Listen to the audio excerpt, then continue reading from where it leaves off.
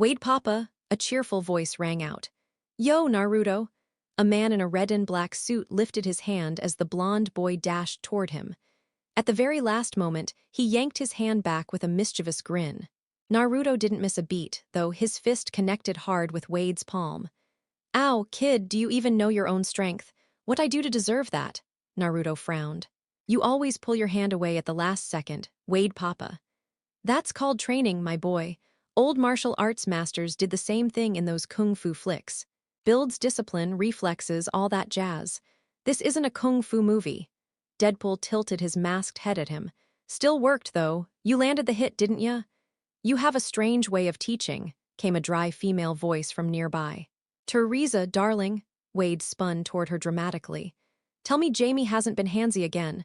I'm the only one who gets that privilege, thank you very much. Even if he can clone himself for, marathon nights. Wade, Teresa snapped, cheeks flushing red. Not in front of Naruto. Relax, babe. Jiraiya's probably gonna ruin him worse than I ever could. You read that man's novels. Wade shot back. Teresa shot him a look that could cut steel, though her blush deepened. Naruto tilted his head. I don't see what's so great about those books anyway. Wade gasped like he'd been stabbed. Blasphemy. Kid, that series is holy scripture for men going through puberty. Make Out Paradise is basically paradise with extra glitter. If paradise was run by stripper angels, Teresa muttered with a smirk. That's actually brilliant, Wade whispered, leaning in to murmur something in her ear that made her face glow crimson. Naruto scratched the back of his head awkwardly. Before the situation got weirder, 3 more figures entered. A tall man with long white hair marked with red tattoos, and 2 women, one blonde with an intimidating chest and a diamond on her forehead, the other a brunette in a modest kimono. Jiraiya, Tsunade, and Shizune. Wade, Tsunade muttered in annoyance. You done messing around and actually training Naruto? Mission accomplished, steel tank tits, Wade replied with a mock salute. Her eye twitched. How many times do I have to tell you not to call me that? Until I stop laughing at your face when I say it, Wade shot back. But hey, think about it. Every powerhouse woman I know, Rogue, Miss Marvel, She-Hulk, Wonder Woman, massive chest. Must be a prerequisite. What's that supposed to mean? Naruto asked curiously. That it takes super strength to carry boobs like that, Wade answered. Tsunade's fist connected with his skull. Idiot? Yeah, but I'm your idiot, Wade crooned dramatically. Forever devoted, my queen, crush me between your glorious gifts of nature. Teresa smacked him this time. And yours are perfect too, babe, Wade added quickly. Soft, warm, and just the right size for cuddling. Teresa lifted him by the collar. Sometimes you almost sound sincere, Wade. Teresa mama, Wade papa, you're both really weird, Naruto muttered. Don't sweat it, Naruto-kun, Jiraiya chuckled. That's just how adults flirt. That's a messed up way to flirt. You'll understand when you're older, Jiraiya said sagely. One day, you'll fall for a fiery woman who smacks you around, and you'll endure it all for one smile. Naruto shook his head. Nah, I'd rather go for someone quiet and kind. At least she won't beat me up. Oh, those shy ones. Always wild once the lights are off, Jiraiya grinned. Jiachin, you're gross. Nope, I'm legendary, big difference. Teresa folded her arms. Jiraiya, are you seriously trying to corrupt my kid? If Wade hasn't already, I doubt I can, Jiraiya shrugged. But I wouldn't mind corrupting you instead. Teresa glared, only to squeal when Wade started tickling her. Gucci Gucci goo, he teased. Shizune sighed. How Naruto hasn't lost his mind living here is a mystery. That's because I've got you, Shizune-chan, Naruto beamed. Don't let anyone say you're boring. Her cheeks tinted pink. Thank you, Naruto-kun. Anyway, Naruto turned back to Wade. When do I get my costume? You're ready, Wade said seriously. You've got the reflexes, Jiraiya gave you the Rasengan, Tsunade taught you how to hit like a truck, and Teresa plus Shizune sharpened your precision. Not perfect yet, but you've earned this. He disappeared into another room and returned holding a child-sized suit. It resembled his own but with some key changes. More black, a slot in the mask for Naruto's spiky hair, and red highlights only on the gloves and chest. Naruto's eyes sparkled. Awesome. But where are the weapons, Wade Papa? Right here, Wade said, handing him a thigh strap with kunai and a harness for twin Kodachi. Naruto frowned. They're kinda small. Kid, it's not the size of the blade, it's how you swing it. If you say so, Teresa chuckled. So, how do you feel about going back to Konoha? Naruto shrugged.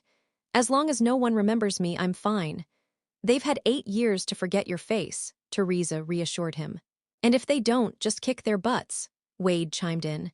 Ninja aren't supposed to abuse their powers, Naruto replied firmly. Then what's the point of having powers? Wade groaned. You're spending way too much time with Spider-Man. Spider-Man's a good guy, even if people don't see it, Naruto argued. Tsunade ruffled his hair fondly. Just like you, Naruto grinned wide. Yeah, wait. One more thing, Wade announced, putting on his best wise old sage voice. He produced a sleek red and black jacket with discs along the sleeves. These babies have all sorts of fun tricks, explosives, smokescreens, knockout gas, even sharp surprise edges. He pressed one, and curved blades shot out in a deadly spiral. Naruto's eyes went wide. Retractable Sharingan Chakram of Doom, Wade cheered, pressing again to fold it back in. So, you ready? Believe it, Naruto shouted. Konoha won't know what hit him. 8 years ago, at 5 years old, Naruto had been kicked out of Konoha's orphanage. The matron called him a troublemaker, but really, she just didn't want him there. The third Hokage had done what he could, setting Naruto up in a tiny, run-down apartment. It was the best he could manage.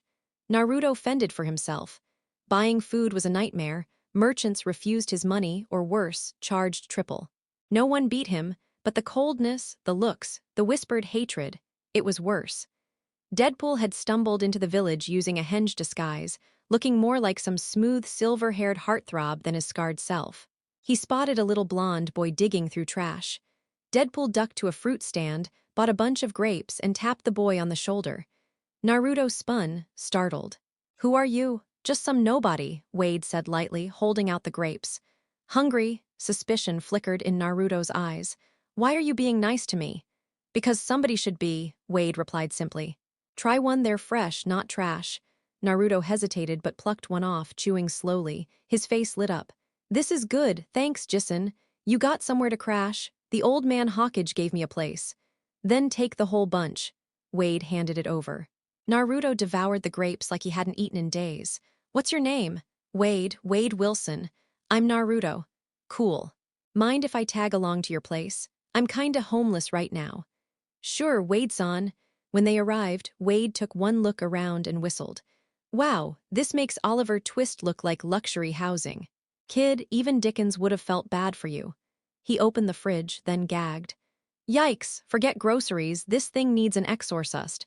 Just don't start stuffing corpses in here, okay? The joke flew over Naruto's head. I can't shop much anyway. People won't sell to me or they make me pay extra. What's their beef with you? Wade asked, baffled. You don't look like the type to slaughter families or, I dunno, assassinate Hokages. Naruto looked down.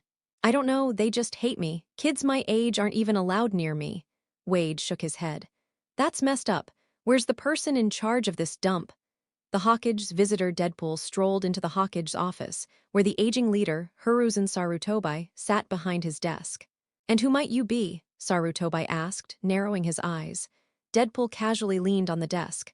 Name's Deadpool. I came here to kill Naruto Uzumaki. Only problem is, the kid's way too adorable for me to actually go through with it. The Hokage's expression darkened. Who sent you? Was it Iwagakure? For those clowns, nah, Deadpool replied, twirling a finger. This order came from inside your village. Sarutobi's eyes sharpened.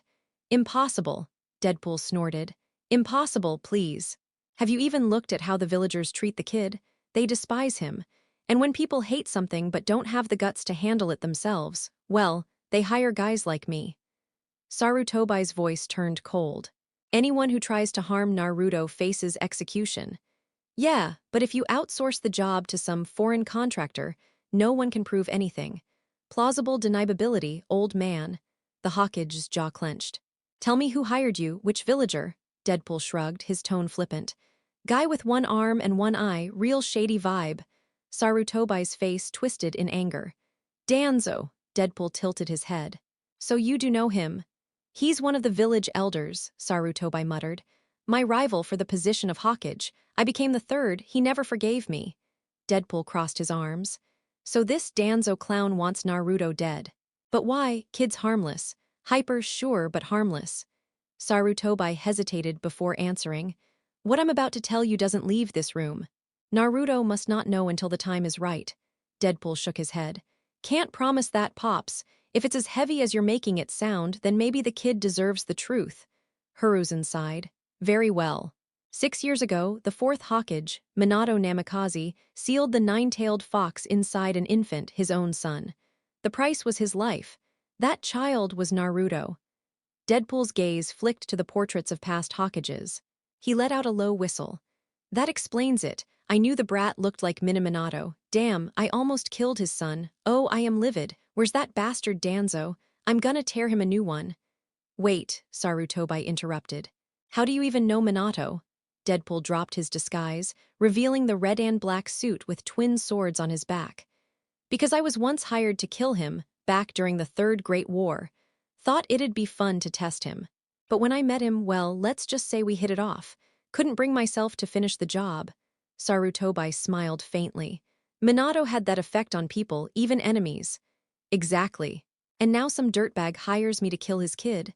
No way. I respected Minato like a brother. And Kushina, who boy, don't get me started. Deadpool mimed a pelvic thrust, earning a sharp glare from the Hokage. Stay focused, Sarutobi ordered. Right, Deadpool waved. Point is, this kid isn't safe here. You might keep Danzo in check, but what about everyone else? Outside of you, nobody here gives a damn about him. Sarutobi frowned. I've done all I can to protect Naruto. Not enough, Deadpool snapped. The only reason he's still breathing is 'cause no one's been willing to risk your wrath. That's not safety, it's borrowed time. The Hokage hated to admit it, but the mercenary was right. Naruto's future in the Leaf looked grim. He would always carry the weight of the Nine Tails, and the villagers' hatred wasn't going anywhere. Deadpool continued, you know the cycle. Fear leads to anger leads to hate leads to suffering. That's what's happening here. They fear the fox inside him, so they punish him for it. The more he suffers, the more he'll hate them back. Keep this up, and one day, boom, apocalypse, courtesy of your neglected Jinchuriki. Sarutobi closed his eyes, unable to argue. What do you intend to do? Simple, I'll raise him myself, teach him to defend himself. Give him some happy memories, at least. Don't worry, I'll return him when he's older.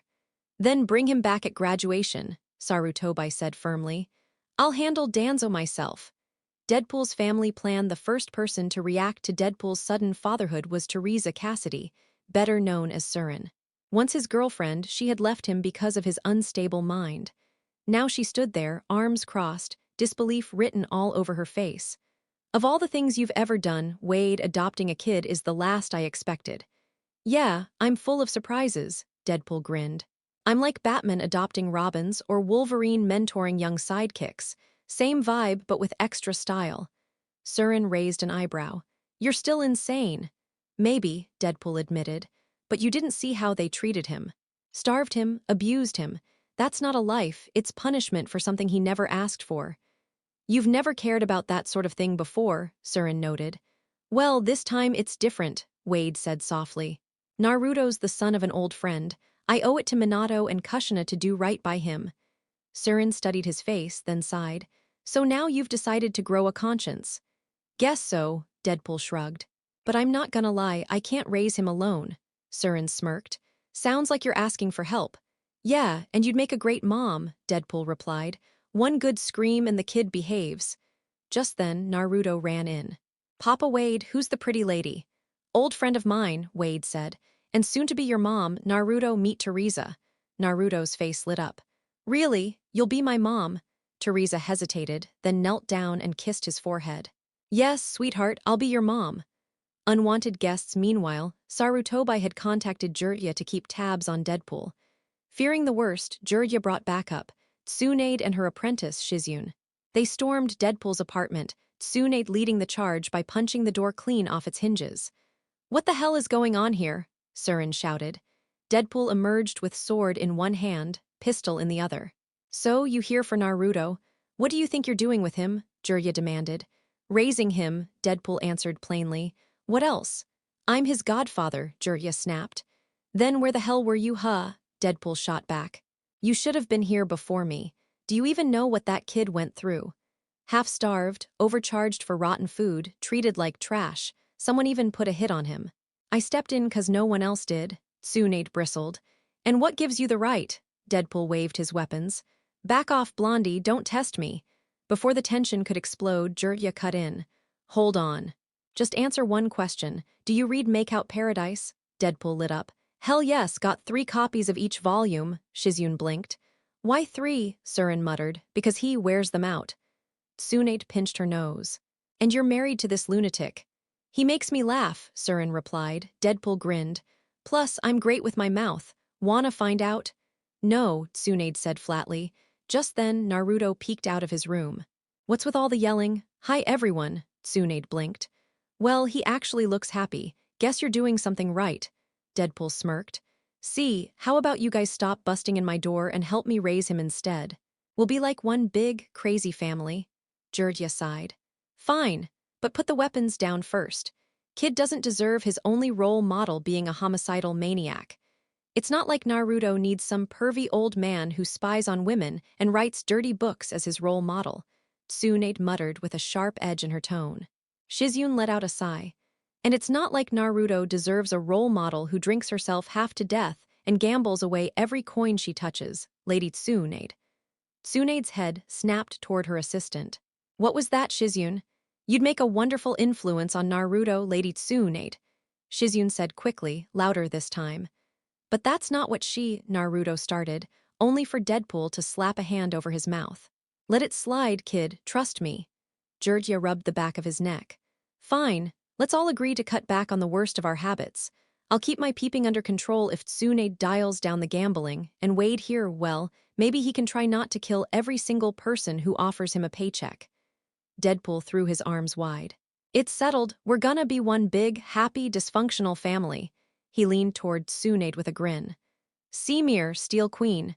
Her fist met his face with such force that Deadpool went flying, crumpling to the ground in a heap. Lady Tsunade, Shizyun gasped. You didn't kill him, did you? He's survived worse, Surin said casually. Healing factor, the guy's practically impossible to kill. So began Wade's constant romance with Tsunade's fists and Tsunade's need for therapy that grew by the day.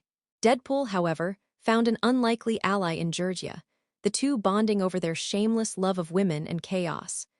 Without the steadying presence of Tsunade, Shizyun, and Surin, Naruto might have turned into a complete copy of them by now. Even so, some of Wade's quirks had already started rubbing off on him. Now, in the present, Naruto had just finished pulling on his new outfit. Kunai strapped to his thigh, a short blade across his back, and a leather jacket with strange, disc-shaped weapons lining the sleeves. He turned around, inspecting himself. Not bad, fits pretty well. I'll admit, Tsunade said with a smirk, it suits you. Thanks, Tsunade Bachan, Naruto grinned. You're welcome, brat. Deadpool threw his hands in the air. What did I tell you? I dress my boy in style. You do have more than one outfit for him, right? Jirya asked. He can't just parade around in that all the time. Relax, old man, I've got it covered, Wade replied, waving him off. Naruto's fists clenched with excitement. Can we get going already?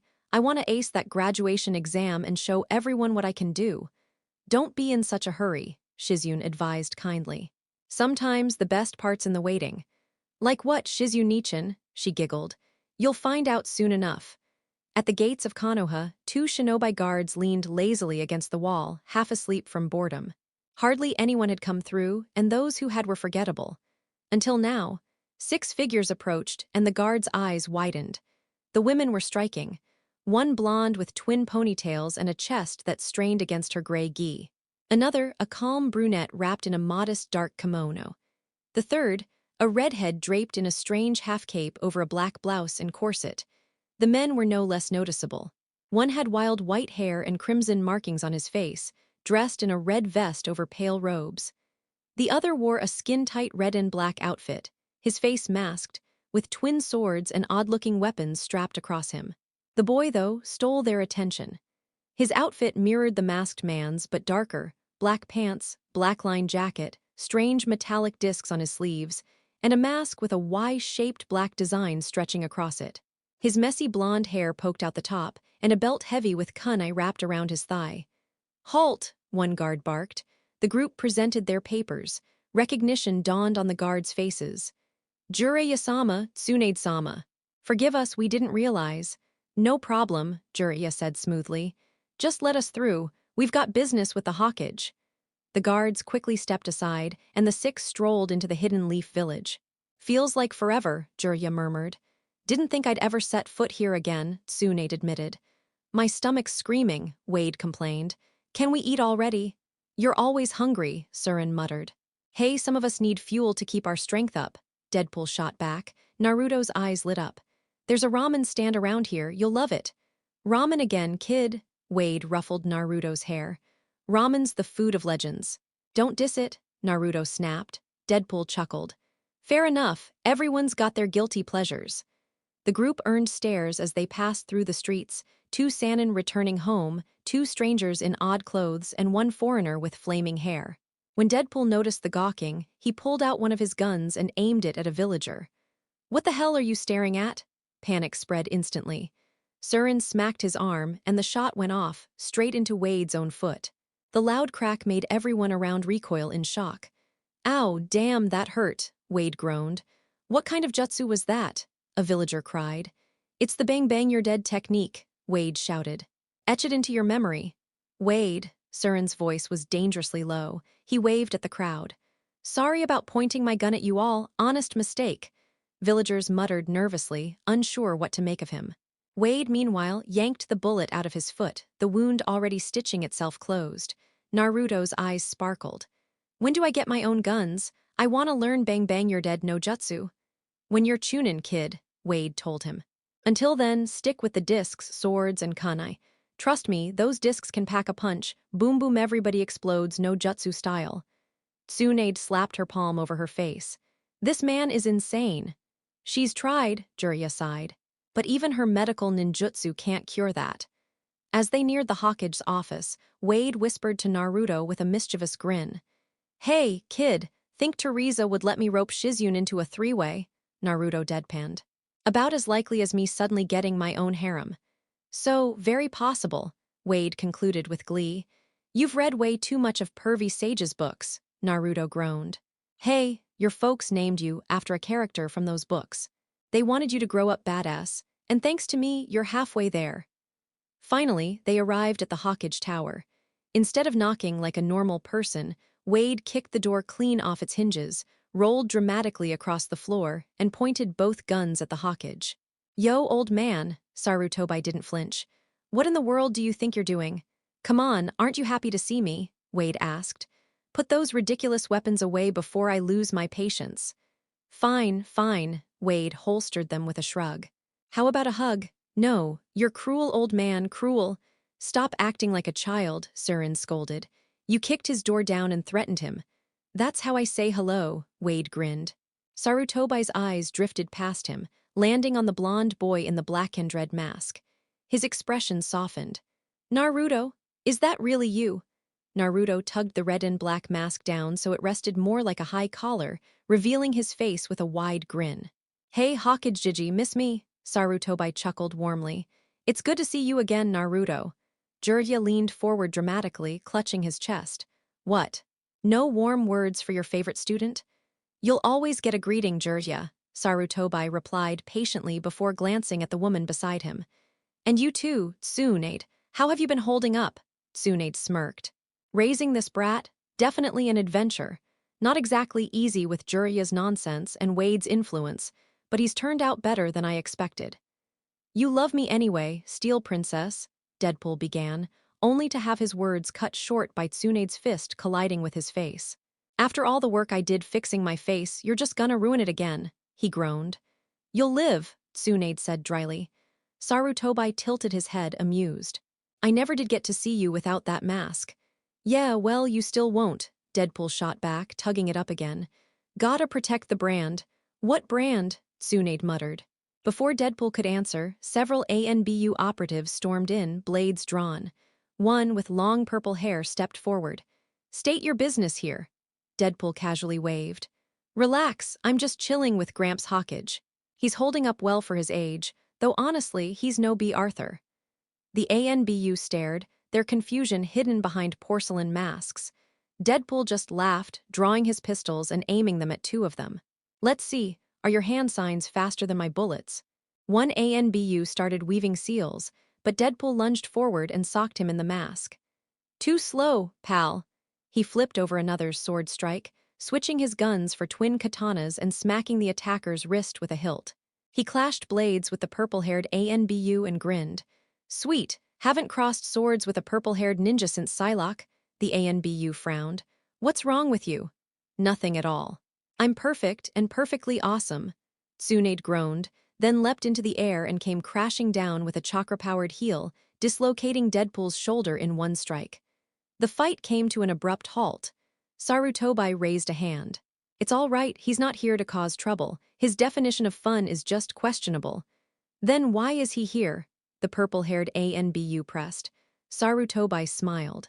Because his adopted son, Naruto Uzumaki, is here to take his graduation exam. The ANBU blinked, staring at the masked boy in red and black.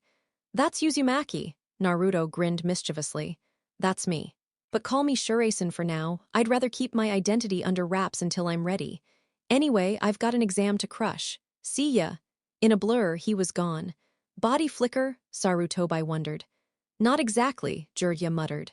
Long story. I'll explain later.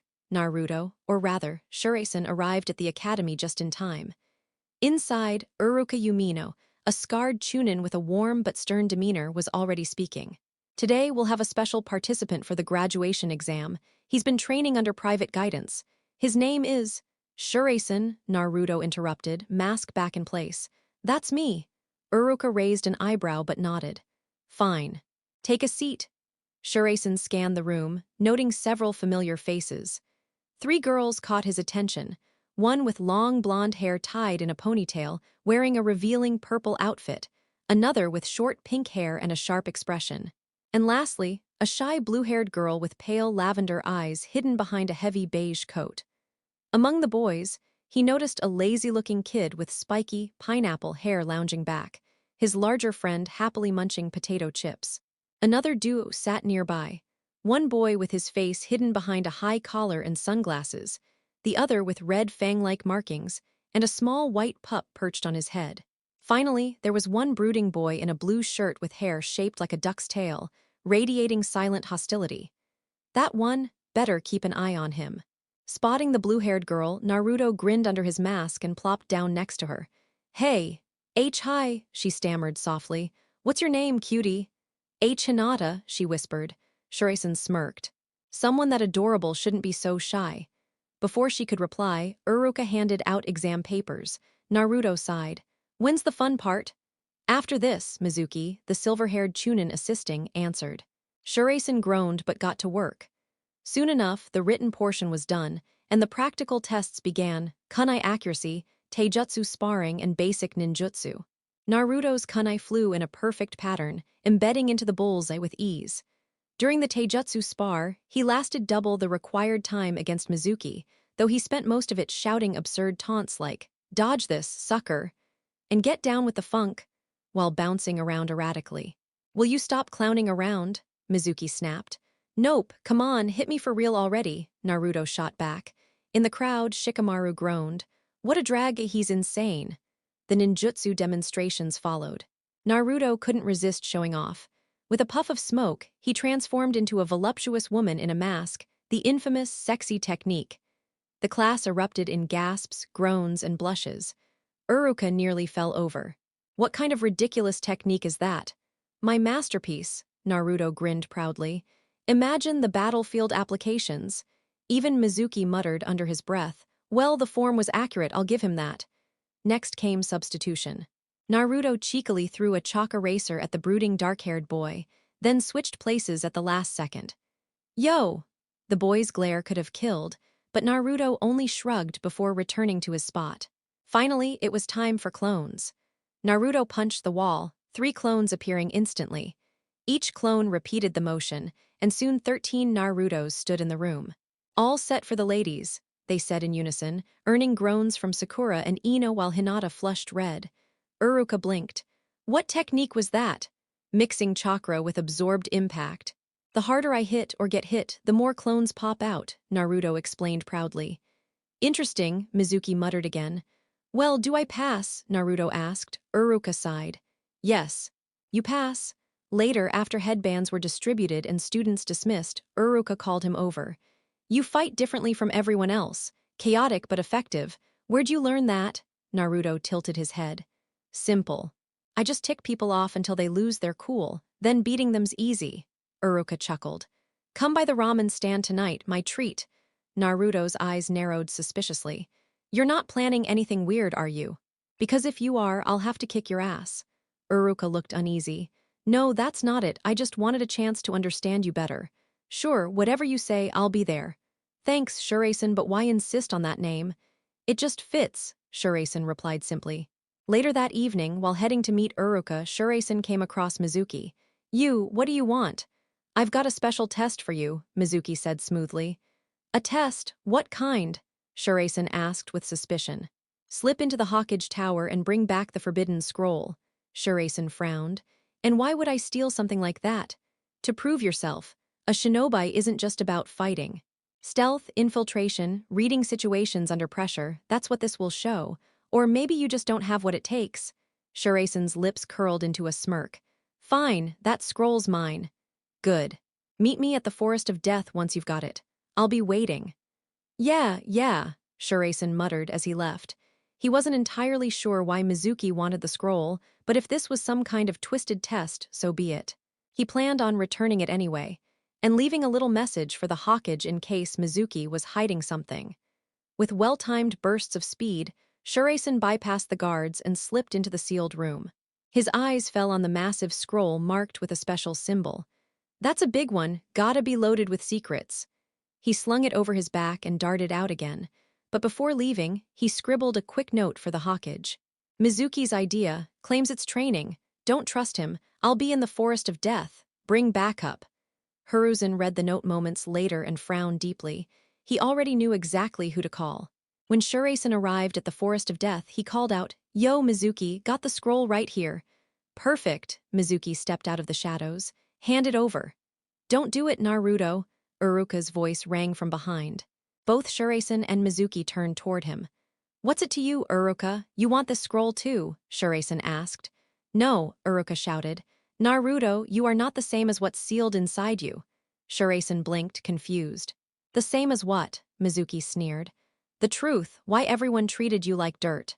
You're the reincarnation of the monster that nearly destroyed this village. You are the nine-tailed demon fox in human flesh. He pulled out a giant shuriken and hurled it at Shuraisen. Die, beast! Uruka rushed forward to shield Shuraisen, but the blonde boy had already slipped aside, appearing right in Mizuki's face. So I'm a demon, huh? That's what you think. You're not Naruto, Uruka yelled. The fourth sealed that monster inside you. You're the prison, not the beast itself. You're the one protecting us from it, not the other way around. How do you know that? Shuraisen demanded. Because I see myself in you, Uruka said honestly. We're both carrying pain. I just wish I had done more for you sooner. Mizuki laughed harshly. Spare me the pity party. I'll kill you both. He lunged again, only to be surrounded by dozens of Shuraisen's clones, each wielding short blades with cold precision. You touch Uruka and I'll carve you up. Shuraisen's voice dropped, all playfulness gone. Right then, a squad of ANBU and Jonin appeared, including a silver-haired ninja with his headband tilted over one eye, a purple-haired woman, a stern-looking bearded man, and others. With them were Jiraiya, Tsunade, Shizune, and even Deadpool and Surin, none of them looking amused. Told you, Deadpool said. Crazy doesn't mean dumb. Kakashi, the silver-haired man, asked Mizuki, Why did you want the scroll? Mizuki snarled, refusing to answer. Fine, Shuraisen said coldly. Guess it's beat-down time. For minutes, his clones used Mizuki like a ragdoll, tossing him back and forth, each strike birthing more clones to continue the assault. Finally, the battered traitor was dumped at Anko Mitarashi's feet. Yours, Shuraisen said flatly. Oh, don't worry, Anko grinned darkly. I'll take good care of him. Kakashi eyed Naruto thoughtfully. Interesting. Naruto Uzumaki will meet again. Why does everyone keep using my real name? Shuraisen grumbled. Surin smirked. Because that's who you are, deal with it. Shuraisen sighed, then chuckled. Yeah, Teresa Mama. The banter continued, Naruto boasting about his pay, Deadpool cracking crude jokes, Tsunade smacking him for them, and Jiraiya shaking his head about Hinata being Naruto's crush. Deadpool just laughed. Quiet ones are always wild, he claimed, earning himself another punch.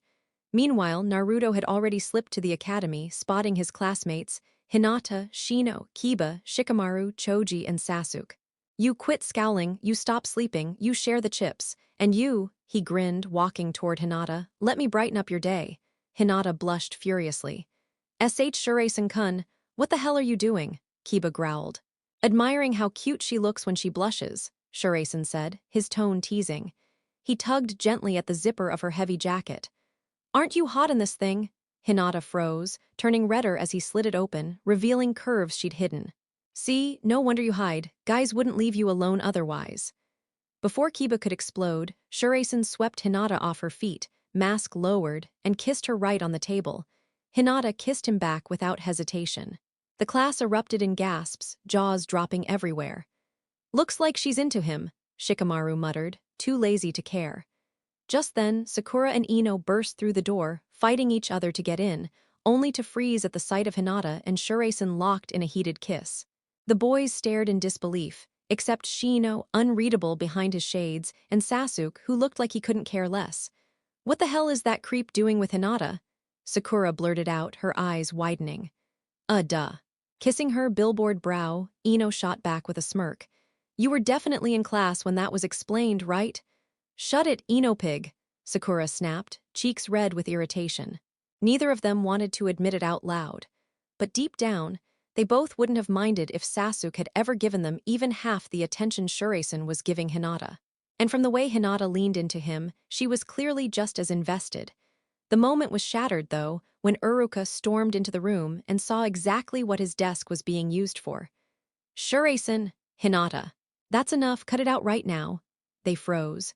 Or rather, they stopped with Shuraisen's hand still resting on Hinata's chest.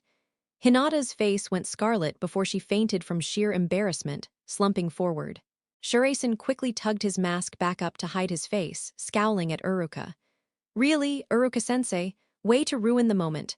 Total buzzkill. The academy is not the place for you or Hinata to give in to your hormones, Naruto, Uruka scolded, arms folded. So that's what you've been covering up, Shikamaru muttered lazily, eyeing the marks peeking out from under Shuraisen's clothes. Those tattoos, where'd you get 'em? Not your problem, Shuraisen, Naruto replied smoothly. Even Sakura and Ino, for all their complaining, couldn't help noticing Shuraisen's look beneath the mask. His wild blonde hair framed mischievous blue eyes that practically sparked with trouble. His lips, usually twisted into a smirk that dared people to challenge him, and those strange tattoos that looked almost like whisker marks on his cheeks, gave him an edge they hated to admit was attractive. Still, both forced themselves to remember why they were here. Sasuke. After Uruka revived Hinata, she and Shuraisen sat back down so the sensei could begin reading out the team assignments. Team 7 will be Sasuke Uchiha Sakura Haruno. Yes, Sakura cheered, spinning to throw a triumphant look at Ino. See that? Destiny always wins. And Naruto Uzumaki, or as he keeps insisting, Shuraisen. What? Sakura shrieked. Calm down, Miss Flatchest, Shuraisen said casually. You'll be lucky if Sasuke even acknowledges your existence. Why do I have to be stuck with a lunatic like you? Sasuke muttered darkly. Cheer up, Sasuke. Shuraisen hopped right onto Sasuke's desk, glaring down at him from uncomfortably close range. Better to be a lunatic than some repressed jerk with a stick up his ass. Naruto, off the desk, Uruka sighed. And try not to insult your teammates for once. Shuraisen spun dramatically, then lost his footing and toppled straight into Sasuke's lap. His mask muffled his groan. Oh man, this feels so wrong. Sasuke's face went red, though whether from anger, humiliation, or something else entirely was anyone's guess. Idiot! Get your head out of my lap, Sasuke growled. What's wrong, team? Enjoying this a little too much? Shuraisen teased, shooting a hidden smirk from behind his mask. Before Sasuke could retort, Shuraisen climbed back up and noticed a mob of furious girls glaring daggers at him, Sakura leading the charge. Instead of backing down, he broke into hysterical laughter. Come on, ladies, you want some of this? Step right up. Most of the girls quickly backed away, but Sakura wasn't buying his act. What kind of freak are you? She snapped. The kind that kicks ass and takes names, Shuraisen shot back with a cocky grin. Uruka pinched the bridge of his nose. Team 7's Jonin leader will be Kakashi Hadake. Team 8 will be Hinata Hyuga, Kiba and Yuzuka, and Shino Aburame. Shuraisen tilted his head toward Hinata and gave a small smile. Take care, babe. Hinata blushed deeply, while Kiba bristled. You better protect her while I'm not around, Shuraisen said, his voice low and serious. Or I'll put a kunai through your hand. What the hell is wrong with you? Kiba barked. The kind of crazy that looks after his girl, Shuraisen replied smoothly. She doesn't even know you that well. She will, trust me, we'll have plenty of time to get close. When Uruka announced Team 10, Shuraisen barely listened, only perking up when the meeting ended. If anyone dies waiting, don't blame me, he quipped. That's natural causes. You are a natural disaster, Ino muttered. Yeah, and when I hit, you'll be missing more than your clothes, Shuraisen teased, making her flush with anger. Pervert, Ino snapped. The first Jonin sensei to arrive was a striking woman with crimson eyes and long black hair, wrapped in a white outfit with a single red sleeve. Hello, I'm Kurenai Yuhai. Team 8, come with me. Shuraisen gave a long whistle. Well, hello, gorgeous. Kurenai raised an eyebrow. And you are? Shuraisen, future Hokage and ruler of the known world, at your service. He bowed dramatically before adding, Hinata-chan is in good hands with you, I hope. Kurenai smirked slightly. Someone has a little crush, I wouldn't call it a crush, Shuraisen said, his voice shifting into a more dramatic tone. It's more like a volcano ready to erupt, fiery and unstoppable. His eyes flicked toward Sakura and Ino as he spoke, clearly aiming the last part at them. How sweet, Kurenai replied flatly, leaning closer to whisper. If you're just toying with her, I'll make you regret it. Shuraisen's carefree tone dropped instantly. Crystal clear, Kurenai-sensei. Satisfied, Kurenai ruffled his hair before leaving with her team. Hinata gave one last shy glance back at Shuraisen, who waved enthusiastically. When the time came, every team's leader had appeared except for Team 7's. I'm heading out for a bit, Shuraisen said suddenly. Don't. If Sensei shows up while you're gone, you'll be in trouble, Sakura warned. Like I care, Shuraisen replied. Besides, don't you want alone time with Sasuke? He darted out before she could stop him, returning minutes later with a bucket full of some strange chalky liquid mixture. He rigged it up over the door with a manic grin. What is that? Sakura demanded. Justice for tardiness, Shuraisen said, giggling like a madman. This'll be priceless.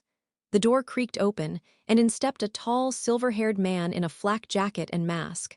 The bucket tipped, spilling the strange white mess all over his head. Shuraisen doubled over with laughter. See, that's what you get for being late. Kakashi, didn't think you were the type to keep us waiting. Kakashi calmly wiped the goo from his face and sighed. Please don't tell me this is what I think it is.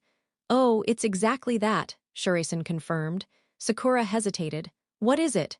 Something my buddies call pimp juice, Shuraisen replied with a grin. The realization hit Sakura a moment later and she shrieked. You disgusting freak, Kakashi stared flatly at them all. My first impression, I hate you, especially you masked menace. Ha.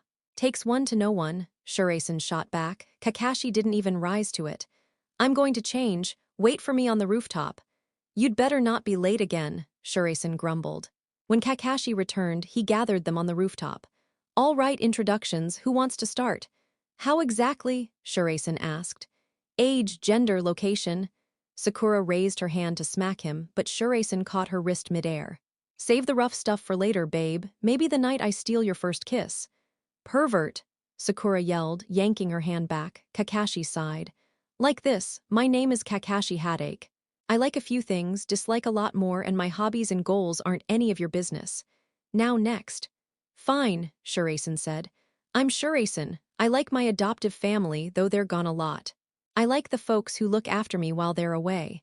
I love ramen, though waiting for it to cook is the worst. I hate people who judge before knowing the truth. My hobby is writing a book that'll surpass Jiryujichin's Make-Out series. My dream, to be the most badass Hokage this world's ever seen. Kakashi's visible eye narrowed. That name, that attitude, reminds me of someone. Really? Shuraisen tilted his head. And your outfit, Kakashi added. Don't tell me you were raised by some guy calling himself Deadpool. Yeah, got a problem with that, Kakashi groaned. No wonder you're completely insane. He turned to Sakura. Your turn. Sakura began but quickly trailed off, staring at Sasuke. I dislike perverted psychos. She shot a glare at Shuraisen. And my dream is too, again, she broke off as she stared at Sasuke, blushing furiously. Your turn, Kakashi said, his single visible eye focusing on Sasuke. I don't really have any likes. As for dislikes, there are too many to list, Sasuke replied coolly. My dream, no, my purpose is twofold, to restore the honor of the Uchiha name and to destroy a certain man. Shuraisen let out a low whistle. Well, looks like we've found the resident antihero. So what now, Kakashi-sensei? Sakura asked curiously. You three should prepare for tomorrow, Kakashi answered. We'll meet at Training Ground 7 at dawn. And don't eat breakfast, you'll regret it if you do. What's that supposed to mean? Shuraisen asked. You're throwing another test at us, didn't we already pass? That test only proved you could be Genin, Kakashi explained. Tomorrow's will show whether you actually deserve the title. Now go home, be ready. With that, he disappeared in a blur of movement, leaving the team to mull over his words. Sasuke, Sakura started hesitantly. Do you maybe want to? No, Sasuke cut her off sharply, walking away without a second glance. Don't sweat it, Sakura, Shuraisen said with a smirk. That moody brat isn't worth your time. Why not go for an upgrade instead? I'd be downgrading if I went with you, Sakura shot back, her tone sharp as a kunai.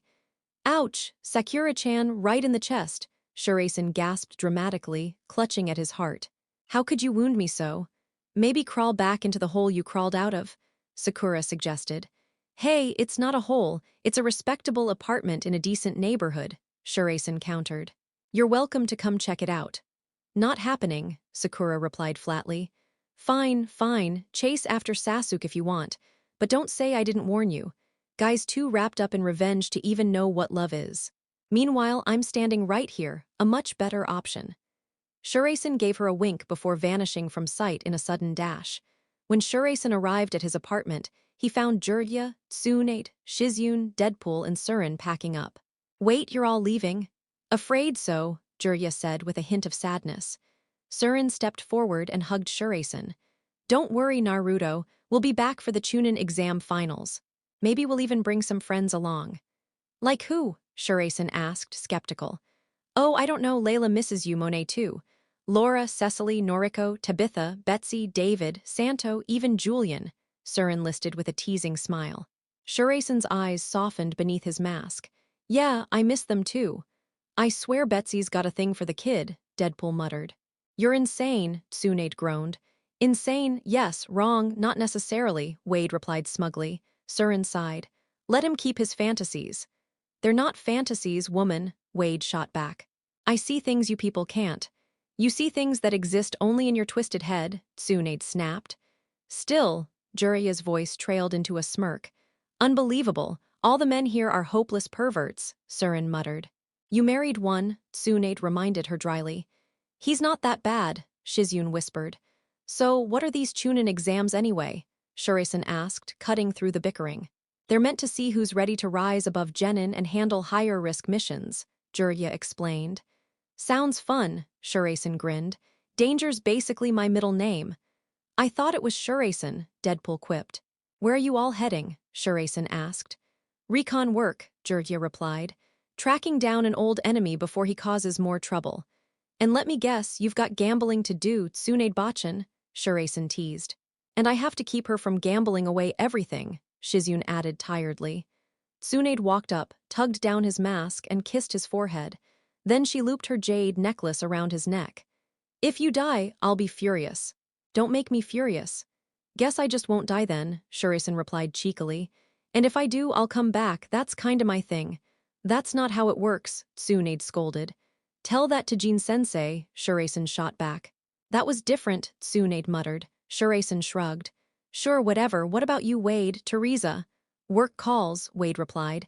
You mean assassinations, Shuraisen corrected.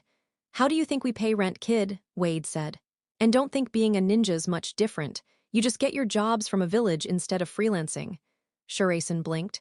Huh, never thought of it like that. That's 'cause you're still a bright-eyed kid, Wade said. Reality'll beat it out of you soon enough. Surin smiled softly. I've still got duties with X-Factor investigations.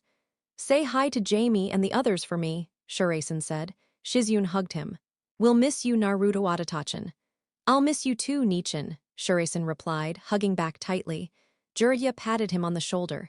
Don't worry, I stocked the fridge, pantry, and even left you a few, reading materials. I thought we got rid of those, Surin groaned. Thought wrong, Wade chuckled. Tsunade smacked him before he could elaborate further. Look at it this way, Jirya said. You'll have peace and quiet for a while, maybe even invite a girl over. Heh. Not the same without you guys, Shuraisen muttered, though a small smile tugged at his lips. By the way, who's your sensei again? Wade asked. Please tell me it's Kurenai, have you seen her? Nope, Hinata's got her, mine's Kakashi, Shuraisen replied. Kakashi, damn, I remember when he was still a brat, Wade laughed. He's grown, all right, and late to everything, Shuraisen said. Got him back good, though. What did you do? Jirya asked nervously. Let's just say chalk dust and some creative juice. You terrify me, kid, Wade admitted. But hey, at least you've got one cute teammate, right? Wade grinned. Sakura Haruno, Shuraisen said. She's cute, yeah, but forehead and attitude kinda ruin it, Wade sighed. I was hoping for something different. Sakura's name set Shuraisen off on a tangent about Sasuke, muttering darkly about putting the brooding Uchiha in his place and showing Sakura who the better man really was. All this over a girl who doesn't even notice you, Wade remarked. Reminds me of someone. He threw a sly look at Jirya. Hey, she'll come around eventually, Jirya protested. Sure, Wade snickered. The bickering went on until Tsunade finally silenced Wade with a bone-crunching punch. Shuraisen just facepalmed. Sometimes I think I'm the only sane one here, he muttered. You, sane, Jirya raised an eyebrow. Saner than you, old man, Shuraisen shot back. The next morning, Naruto woke, showered, brushed his teeth, scarfed down ramen, and suited up. Pulling his mask into place, he locked his door and sprinted into the streets of Konoha, once again taking on the mantle of Shuraisen. Despite his bravado, the 14-year-old wasn't entirely ready to be on his own. After years of having people around, he had grown used to coming home to family, whether it was Wade's chaos, Teresa's warmth, Shizune's care, or even Jirya's pervy antics. The silence of an empty home felt heavier than he wanted to admit. If those three weren't available, there was always X-Factor or the main X-Men team. They weren't half bad, even with Quicksilver's infamous temper and impatience, or Wolverine's grumpy, lone wolf attitude mixed with his explosive anger. Bounding across rooftops with speed to spare, Shuraisen landed in Training Ground 7, spotting Sakura and Sasuke already waiting. Yo, what's up, you little punks? He yelled with a grin. Sakura groaned, rolling her eyes, while Sasuke gave him nothing more than cold silence. Where's Kakashi-sensei? Shuraisen demanded. Don't tell me that guy's late again. I swore what I'd do to him if he pulled that crap again. I told that slacker bastard. Relax, Sasuke muttered. He'll show up eventually. Just don't pull any dumb pranks, Sakura sighed. My pranks aren't dumb, Shuraisen barked. They're the stuff of legends, you hear me? Legends. Legends, huh, came Kakashi's calm voice from behind. Shuraisen spun around instantly, blades flashing into his hands. Finally, took you long enough, jackass. Who do you think you are making us wait? I'd explain, Kakashi said lazily, but it's really not a conversation for kids. So what's this test about? Sakura asked, trying to steer the conversation. Good question, Kakashi replied smoothly. This exercise is about how well you operate as shinobi on a mission. You'll be given an objective, and you'll need to accomplish it. He dangled two small bells. These are what you're after. Fail to take them, and you're back to the academy for another year. There are only 2 bells, Sasuke pointed out coldly. Exactly, Kakashi confirmed. Which means only 2 of you make the cut, the odd one out. Back to square one. Not gonna be me, Shuraisen said smugly. Sakura, you're with me, right? We don't need Duckbutt dragging us down. Funny, I could say the same about you, Sasuke shot back. Ignoring him, Shuraisen grinned. So we just take the bells, easy. You're confident, Kakashi remarked. But don't kid yourself, you're aiming far above your weight class. Please, I can see your knees knocking from here, Shuraisen taunted. Shuraisen, you idiot, Sakura hissed. He's a jonin, don't, like I care, Shuraisen snapped. If you're scared, that's your problem, I'm not. With that, he lunged, dual Kodachi flashing in a storm of slashes. Fast, Kakashi thought. But raw, in seconds his blade sliced Kakashi apart, only for the fragments to reveal wood. What the hell? Substitution? Shuraisen cursed. A kunai pressed against his neck from behind. The kind of trick that works, Kakashi said flatly. Shuraisen smirked, dropping low to snatch for the bells. Kakashi shifted away, but Shuraisen flickered out of view and reappeared with both boots slamming toward Kakashi's head. Kakashi caught his ankle midair and hurled him aside.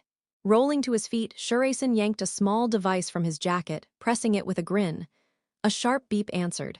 Perfect. Try this, sensei. He flung the disc, which Kakashi dodged, only for it to bury into a tree and explode, shattering it completely. Kakashi blinked. What the hell was that?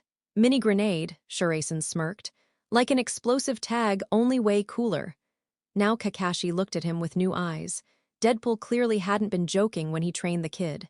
Shuraisen wasn't polished, but he was dangerous. Kakashi would need to take him seriously, even if he could still play around a little. When Kakashi calmly pulled out an orange-covered book, Shuraisen lost it. Seriously? Reading while fighting me? You're begging to die. Furious, Shuraisen charged, his attacks meeting Kakashi's single-handed blocks. Annoyed, Shuraisen spun and kicked the book from Kakashi's hand. Kakashi's visible eye narrowed dangerously. I don't like you. Feelings mutual jerk. Both drew kunai, colliding in a storm of strikes, parries, dodges, feints, neither gaining ground. Kakashi was too sharp, Shuraisen too chaotic to pin down. Then Shuraisen's trick unfolded. Kakashi slipped inside his guard, only to have multiple copies of Shuraisen erupt around him. What jutsu is this? Kakashi asked. You hit me, I turn the impact into clones, Shuraisen explained. And no, cutting them won't make 'em vanish. Not shadow clones, old man.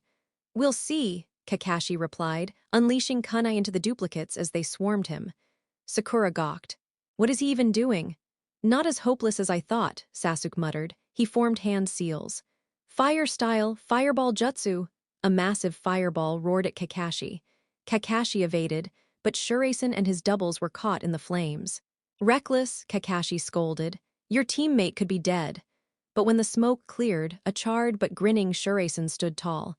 That all you got? Takes more than a campfire to kill me. Sasuke smirked. My turn. He launched kunai, then slipped behind Kakashi with a kick and follow-up punch. Kakashi blocked everything, but when Sasuke grabbed for the bells, Kakashi disengaged, barely avoiding Sasuke's fingertips. Replacement again. Sasuke realized this guy's sharp. Where'd he go? Shuraisen growled, just before his vision warped, leaves swirling around him. Suddenly, Sakura crawled toward him, battered. Shuraisen, help! Sakura, he shouted before finding himself caught in a snare. Genjutsu, Kakashi whispered. Illusions, ideal for breaking fools. Sakura and Sasuke each fell into their own traps, Sakura rushing to a bloodied Sasuke, Sasuke charging a distracted Kakashi only to be dragged underground. When the genjutsu faded, Shuraisen dangled in a rope trap, Sasuke buried up to his neck and Sakura dazed. What kind of bull is this? Shuraisen yelled. The kind that works, Kakashi said, and it means you all fail. Back to the academy. Hell no, Shuraisen snapped. I didn't come this far to be sent back, Kakashi eyed them. You want to know why you all suck? Yeah, let's hear it, Shuraisen spat. Simple. You don't understand what it means to be shinobi, Kakashi explained. Shuraisen, you treat it like a game, swinging your blades at anyone. Sakura, you're only here chasing a boy who doesn't care. Sasuke, your arrogance makes you blind to teamwork, you see allies as obstacles. The truth stung all three. Kakashi wasn't finished. But I'll give you one more chance. That's how Shuraisen ended up tied to a tree, food placed just out of reach while Sakura and Sasuke sat nearby. I'll be gone for a while, Kakashi said. Do not untie or feed him. This is punishment for being a reckless idiot. If I return and he's free, you'll regret it. With that, he vanished. Sakura and Sasuke slowly ate, while Shuraisen glared at the food. You know, Sakura, he quipped, a few more bites wouldn't hurt. All this ninja training, you'll burn it off in no time. Total calorie torching machine. Sakura glanced past him, ignoring his tone and focused on Sasuke. Think we should give him something to eat? Sasuke nodded after a moment. Yeah. He won't be any use to us if he's starving. How do we even get this mask off? Sakura asked curiously. It's simple, Shuraisen muttered. Just grab the edge and pull it down. Not that either of you really earned the right to see my face. But hey, even I need food.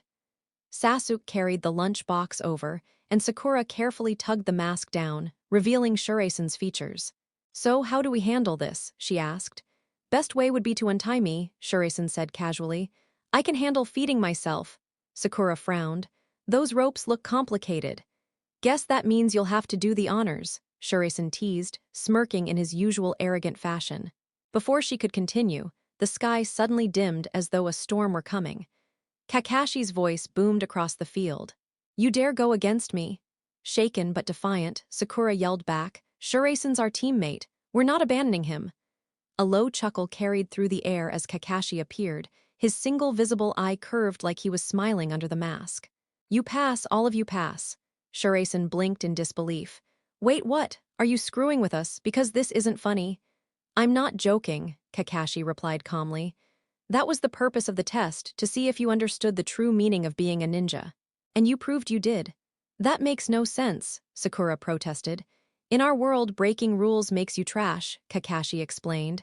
"But abandoning comrades, that makes you worse than trash." Shuraisen gave a low whistle. "You remind me of Cyclops-sensei." "Cyclops, huh?" Kakashi mused. "Interesting comparison." Once he was untied and had eaten, Team 7 went their separate ways.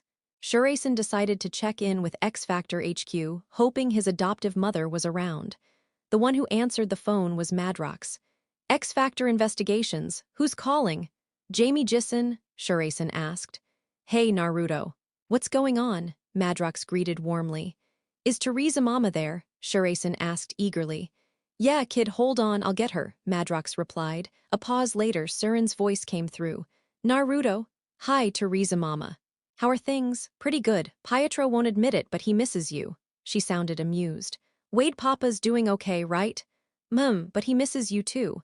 He spent all last night watching a tape he calls Greatest Moments with Me and Naruto.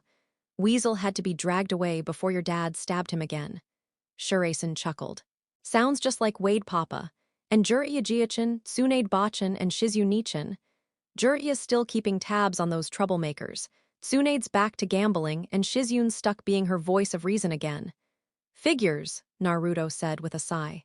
"Anyway, I passed. I'll cause a little chaos here while I'm at it. Tell Ron Nichin and Monani-sama I said hi." "I will, Naruto. Take care." "Bye, Teresa Mama." Shuraisen hung up and started humming to himself, "Kaboom, kaboom," as he sprinted across the rooftops of Konoha. He was heading toward the Hyuga estate, hoping to see Hinata and maybe steal a kiss or two. Okay, maybe that was most of the reason. The compound was huge. "Damn nice place," he muttered. Slipping past the guards was laughably easy with his speed and stealth. He tapped on Hinata's window and she opened it with surprise. "Shuraisen-kun." "Yeah, it's me, Hinata-chan, can I come in?" "No, my father, he won't notice. We'll just keep quiet." She let him in, and Shuraisen smiled behind his mask at seeing her without her usual jacket. She couldn't see his expression, but she could feel the heat in his gaze, making her nervous and excited all at once. "Don't be afraid," he whispered. "How's your team?" "They're fine. Kiba and Shino are both kind. Kurenai-sensei too." "Oh, and how's Kurenai?" he asked with a playful edge. Hinata didn't want to answer that, but instead stepped closer, pulling down his mask. "I don't want to talk right now." "Oh, then you mean this?" He kissed her softly, only to be surprised when Hinata deepened it. Hinata." "I said I don't want to talk," she murmured. The kiss grew hungrier, her desperation clear, and Naruto recognized it. He knew that feeling of wanting to be seen, acknowledged, wanted. It was the same loneliness he had lived with. Their moment was shattered when a boy with long brown hair and pale eyes entered. "Hinata-sama, who is this?" Naruto scowled. He didn't like this guy. "What's it to you?" "The Hyuga clan cannot be seen consorting with the likes of him," the boy said coldly. "Do I look like I care?" Naruto growled. "Try harder if you want to scare me. Maybe something like, the demons of hell are waiting to devour you." "Neji Niasen," Hinata said nervously. "He's not bothering me." "If Hayashi-sama saw this," Neji began. "I doubt he cares who I see anymore," Hinata muttered bitterly. "Hayashi-sama isn't casting you out," Neji argued. "He just thinks another place would help you grow." Naruto cut in. "Nice excuse, but that sounds like abandonment to me." He coughed. Trying to sound like Wolverine-sensei hurts my throat." Neji glared. "You're irritating." Naruto smirked. I live to annoy pompous jerks like you and this Hayashi guy. It's the reason I wake up in the morning, well, that and sugar highs. Leave, Neji snapped. Make me, Naruto shot back. Hinata quickly stepped between them. It's okay, Shuraisen-kun. You can go. Reluctantly, Naruto kissed Hinata one last time, glaring at Neji. This isn't over. Next time you'll be lucky if I let you walk away. With that, he vanished out the window. Back at his apartment, he tossed his mask aside and flopped on his bed. Even the H-Games Jirya and Wade left for him couldn't distract him from the memory of Hinata's sad, lonely eyes. It reminded him of when he'd first been introduced to Teresa's team. Rusty Collins had smirked at him. So this is your kid, guess he got his looks from you. I adopted him, Teresa said firmly. He's still my son. With Deadpool as a father, good luck, Richter scoffed. Naruto kicked him in the shin. Don't talk like that about Wade Papa. Damn, that hurt, Richter yelped. Ron and Skids tried to hide their laughter, but Boom Boom didn't bother, ruffling Naruto's hair. Cute brat. Jamie Madrox came in, puzzled. Who's this kid? Naruto Uzumaki, Teresa Mama's son, Naruto declared proudly. Jamie blinked. Wait, you mean Deadpool was supposed to kill him but had a change of heart and kept him? And you're helping raise him? Pretty much, Teresa said. Wow. Just then, a blur of silver and blue darted in, stopping to reveal a white-haired young man in a lightning-themed outfit. Kids, he grumbled. You're awesome, Naruto exclaimed. The man raised an eyebrow. And you are? Naruto Uzumaki, he looked at Teresa. Care to explain? He's my son, she answered confidently. Yeah, that's me, Naruto added. Don't forget it, Pietro Maximoff chuckled. You might be worth keeping an eye on, kid. At that moment, a blonde man and a green-haired woman in matching black and gold uniforms entered. Pietro glanced their way. Alex, Lorna. Guess what Teresa just brought home? Lorna Dane, better known as Polaris, smiled when her eyes landed on Naruto. And who might this be? My son, Teresa answered simply. With who? Alex Summers, Havok asked, clearly caught off guard. Deadpool, Teresa replied without hesitation. Alex nearly exploded. Are you completely out of your... But Lorna raised her hand, cutting him off before he could finish. It was Wade's idea, Teresa explained. He wanted me to help raise Naruto. Wade was terrified he'd screw up as a parent because of his history, his demons, and, well, everything. He wanted Naruto to have some balance. Alex let out a heavy breath. Fine. If it means keeping Deadpool from messing up the kid too much, I guess we help. But why would Wade even adopt a kid? Teresa's face softened. Because someone hired him to kill Naruto.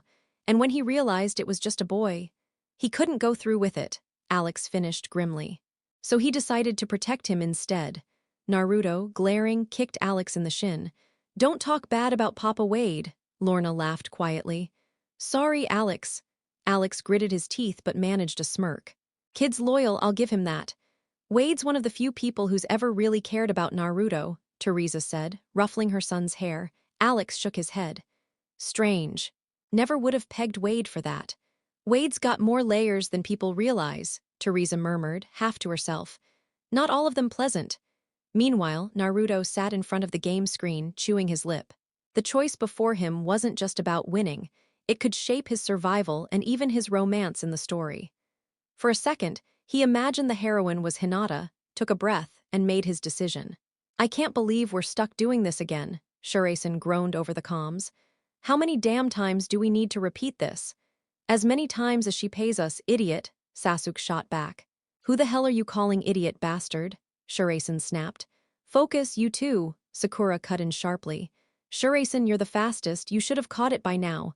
Yeah, Shuraisen muttered. Always blame the guy in red. He spotted the culprit and his eyes narrowed. There you are, you little menace. In a blur, he snatched the creature and held on for dear life. Got it. I freaking got it.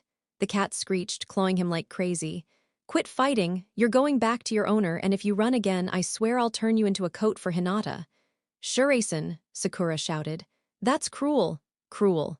This thing is shredding me alive, he yelled back. Violence won't solve this, Sakura argued. It solves plenty, ever seen an action movie? Shuraisen countered. Meanwhile, Sasuke calmly spoke into the radio. Target secured. Returning now. When they brought the cat back to its owner, the fire daimyo's wife nearly smothered it with affection, pressing it against her chest. "Oh, Tora, my baby, I missed you so much," Shuraisen sighed. "Lady, maybe your cat wouldn't keep running if you didn't suffocate it every time you saw it." The woman gasped, offended. "Excuse me, he loves being close to me." "Yeah, but not that close. Everyone needs space, even cats," Shuraisen muttered, drawing one of his blades. "And if I have to chase him again, it'll be the last time you see him." Sakura smacked him in the back of the head. "What is wrong with you?" Kakashi pinched the bridge of his nose before speaking smoothly to the noblewoman. "What my teammate means, poorly, is that Tora just needs some freedom. Fresh air, space to move. He won't keep running if he feels less smothered." "Oh, I see," the fire daimyo's wife mused. "That's worth considering. You'll all be paid, yes, even the red lunatic." "Who, me?" Kakashi asked. "Not you. Him," she barked, pointing at Shuraisen. Once she was gone, Team 7 found themselves in front of the Hawkage. "So," the Hawkage said flatly, "you threatened to kill the fire daimyo's wife's cat." "I'm sick of chasing that damn thing," Shuraisen spat. "And sick of these pathetic D-rank missions. How am I supposed to grow if all I do is babysit cats?" "The point of D-ranks is to build teamwork," the Hawkage reminded him. "Teamwork, my ass. I need real action," Shuraisen snapped. "You're only 14, Sakura exclaimed. "What kind of action do you think you need?" Shuraisen smirked. "Plenty. Wanna help me with one of them, Sakura-chan?" She flushed and shouted, "No way, pervert. Go bother Hinata." "Fair enough," he said with a shrug. Kakashi sighed. "This is exactly why we're stuck with D-ranks. You never take anything seriously." "Whatever," Shuraisen grumbled. The Hawkage rubbed his chin. "Actually, we do have a C-rank available. Not too dangerous, just some bandits. Consider it a test. Pass, and I'll give you more combat missions." "Who's the client?" Kakashi asked. "A bridge builder from the land of waves. His name is Tazuna." Moments later, a sun-weathered man with a wide-brimmed hat and small glasses shuffled in. He looked them over skeptically. "This is my guard team. They look weak, and that kid in red looks ridiculous." "Hey, the mask hides my identity, old man," Shuraisen snapped. "Tazuna, these are your escorts," the Hawkage said. "They'll get you home safe." Tazuna muttered something that smelled of alcohol but didn't argue further. "Can I at least say bye to Hinata?" Shuraisen asked. "She's already left on another mission," the Hawkage replied. "Damn it. Fine, let's go," Shuraisen sighed. The group set off, escorting Tazuna down a forest path. Shuraisen adjusted his gear, keeping his blades on his hips. Suddenly, he noticed something. He leaned toward Kakashi and whispered, "See that puddle?" "I saw it," Kakashi whispered back. "No rain lately, too suspicious." "Keep quiet and play along," Shuraisen smirked. "You're setting a trap, huh?" "Just play along," Kakashi repeated. "Fine, but don't tell me to shut up," Shuraisen muttered. Sure enough, two masked men burst out of the puddle, chains whipping forward. In an instant, Kakashi was ensnared and shredded apart in a spray of blood. "What the hell?" Shuraisen shouted. Sakura screamed. "Protect Tazuna," Sasuke barked. The enemy launched another chain attack, but Shuraisen intercepted, kicking one of them skyward before drawing both blades. Steel flashed as he slashed the man into ribbons, crimson mixing with the red of his outfit. Landing, blood dripping from his swords, Shuraisen advanced on the second attacker, who Sasuke had restrained. His instincts screamed for blood until a hand gripped his shoulder. He turned and froze. Kakashi stood there, completely unharmed. "You faked your death," Shuraisen yelled. Kakashi nodded calmly. "I needed to see how you'd respond. And don't kill that one, we need intel. Also, those claws were poisoned. Treat your wound before it spreads." Shuraisen shrugged. "No worries, my body handles stuff like that." Kakashi raised an eyebrow, watching the boy's wound heal unnaturally fast. Enhanced speed, regeneration, toxin resistance. Was this the Nine-Tails doing? His eyes narrowed on the captured ninja's headband. "A missing nin. Tazuna, you told us it was just bandits. Why didn't you say shinobi were involved?" "I'm sorry," Tazuna muttered, voice heavy with guilt. "I didn't have a choice." "What exactly do you mean?" Kakashi asked, his tone sharpening. "This land has been strangled under the grip of a shipping tycoon named Gato," Tazuna explained grimly. "He controls all trade routes. Since no one else can compete, he raises prices as he pleases, forcing nearly everyone into poverty. Even the noble families can barely scrape by. and anyone brave enough to oppose him, well, let's just say their stories don't end well. The bridge I'm building is meant to connect us to the mainland. Once completed, Gato's monopoly crumbles. That's why he's desperate to see me dead. So that explains the hired assassins, Kakashi murmured. This job has shifted into A-rank territory. Definitely more dangerous than what we signed up for. I know, Tazuna sighed, shoulders sagging. Absolutely not, Shuraisen burst out. We're not backing out now, right? This isn't our fight, Shuraisen, Kakashi countered. Doesn't matter, Shuraisen shot back. It's not just about him, it's about everyone counting on him. He's probably their only hope for a future, and we're supposed to turn our backs because it's not what we signed up for. You told us before, Kakashi-sensei, abandoning someone in need makes you worse than trash. And personally, I don't want to know what's lower than trash. Shuraisen's right, Sakura chimed in, fists clenched. We can't just walk away from this, Sasuke exhaled, almost annoyed. Then I guess someone has to watch your back, Shuraisen. Nice thought, but I don't need your help watching my back, Shuraisen shot back with a smirk. Kakashi gave a small sigh. Seems I've been overruled. Very well, we move forward. He glanced toward the mist where the enemy had vanished, but our pursuers already slipped away. Who was that man, Kakashi-sensei? Sakura asked curiously. The Demon Brothers, Kakashi explained. Infamous rogues from the hidden mist. Far away, in a shadow-filled room, a tall man with bandages covering the lower half of his face glared down at the surviving demon brother. His striped pants brushed the floor as he leaned forward. So you're saying a group of kids managed to defeat you? They had a Jonin with them, the ninja protested. And that brat in red, he killed my brother. Killed him, the man growled. And you said he wore red. Yeah, red and black mask. The man's eyes narrowed. Deadpool. Deadpool, that guy. Or someone just as reckless and foul-mouthed, the man mused darkly. Either way, I'll confirm it myself. I want to see the one who humiliated you. Meanwhile, Team 7 and Tazuna were ferried toward the bridge on a small motorboat. The engine had been cut, forcing the boatmen to row them across the foggy waters. This Gato sounds like bad news, Shuraisen muttered. Bad news doesn't begin to cover it, Tazuna replied bitterly. He's a thug, a killer, and a greedy coward who hides behind his money. He buys his way out of justice. But it's fine, you don't need to risk yourselves for me. My grandson will grieve, my daughter will curse your names for the rest of her life, drowning in sorrow. We get the picture, Kakashi interrupted flatly. Tazuna eyed Shuraisen. Kid, where did you learn to kill a man like that? From my dad, Shuraisen answered without hesitation. He's good at killing. He's a ninja then, Tazuna pressed. Sort of, Shuraisen shrugged. That's all I'll say. Don't want him getting heat from the authorities. Sounds insane, teaching his own kid how to cut people down with blades, Sakura muttered. He's just being himself, Shuraisen retorted. Besides, at least I did something useful. What's that supposed to mean? Sakura shot back. You're sharp, Sakura-chan, Shuraisen smirked. Figure it out.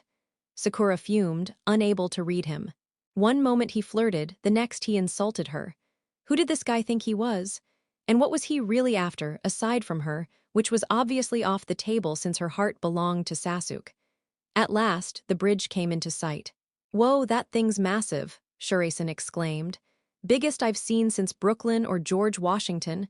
It's not even finished, Tazuna hushed. Keep your voice down, we don't want attention. My bad, Shuraisen muttered. Once across, they headed toward Tazuna's home. As they followed the forest trail, the air grew heavy. Someone's tailing us, Shuraisen whispered. Yes, Kakashi confirmed quietly. But don't charge in. This time they'll send a Jonin, an elite warrior, someone far beyond the level of average shinobi. I've seen worse, Shuraisen muttered under his breath. Kakashi's gaze sharpened. No, you haven't. Deadpool may have trained you, but training isn't the same as real battle. Out here, you don't get retries. It's kill or be killed. Shuraisen ignored the warning, removing a small disc from his sleeve. With a press, 3 blades snapped out in a triangular pattern. He tossed it into the bushes, and the sound of something scurrying away followed. He walked over to check, only to find a white rabbit. A rabbit, great. Guess I wandered into Wonderland. A snow rabbit, Kakashi explained. Its fur only turns white in winter, and it's not winter. A massive blade suddenly whirled through the air like a saw. Down, Kakashi barked. Everyone dropped, except Shuraisen, who instinctively kicked the weapon mid-flight. It veered off course, splitting a tree before embedding itself deep in the earth. "Come out, coward," Shuraisen roared. "No point hiding. Face us like a man." A chilling laugh drifted through the mist. On a tree branch stood the bandaged man, his eyes cold. "Not bad, kid. Learn that trick from daddy?" "Nah," Shuraisen smirked. "He just taught me violence fixes everything." Looks like he was right. Tazuna's still alive. The man sneered. "Keep calling me bitch and you won't be for long." Kakashi's eye caught the scratched headband tilted to the side. His breath stilled. "Mist, Zabuza Mamachi, the demon of the hidden mist." "That's me," Zabuza said proudly. "And you're Kakashi Headache, the copy ninja. Back in my day, we were ordered to eliminate you on sight." Kakashi's single eye curved in a smile beneath his mask. "Glad I made such an impression." "No time for pleasantries," Shuraisen shouted, drawing his twin blades and preparing to rush. Kakashi stopped him with an arm. "He's a Jonin. Protect Tazuna. I'll fight Zabuza. The rest of you form Manji formation around him." Fine," Shuraisen grumbled, moving into position with Sakura and Sasuke. "You think that'll save him?" Zabuza mocked. Kakashi slid up his headband, revealing a crimson eye with 3 tamo spinning around the pupil. "The Sharingan," Sasuke whispered in shock. That was his clan's power. How did Kakashi possess it? Shuraisen tilted his head. "So what? Looks creepy, but I've seen worse eyes. Doesn't even shoot lasers." "You fool," Sasuke snapped. "The Sharingan copies everything it sees, movements, techniques, illusions. It's terrifying. Reminds me of a guy Wade Papa used to partner with," Shuraisen muttered. Zabuza chuckled darkly. "That's only the beginning, brat." He leapt onto the lake, chakra rippling beneath his feet. Fog began to coil around them like a living thing. "The hidden mist technique," Kakashi explained. "He's setting up for his silent killing style. Even my Sharingan has limits. Stay sharp." Zabuza's voice slithered through the mist. 8 vital points for a clean kill. The throat, lungs, heart, those are my favorites. But there are 5 more, care to guess which? The oppressive killing intent pressed down on them.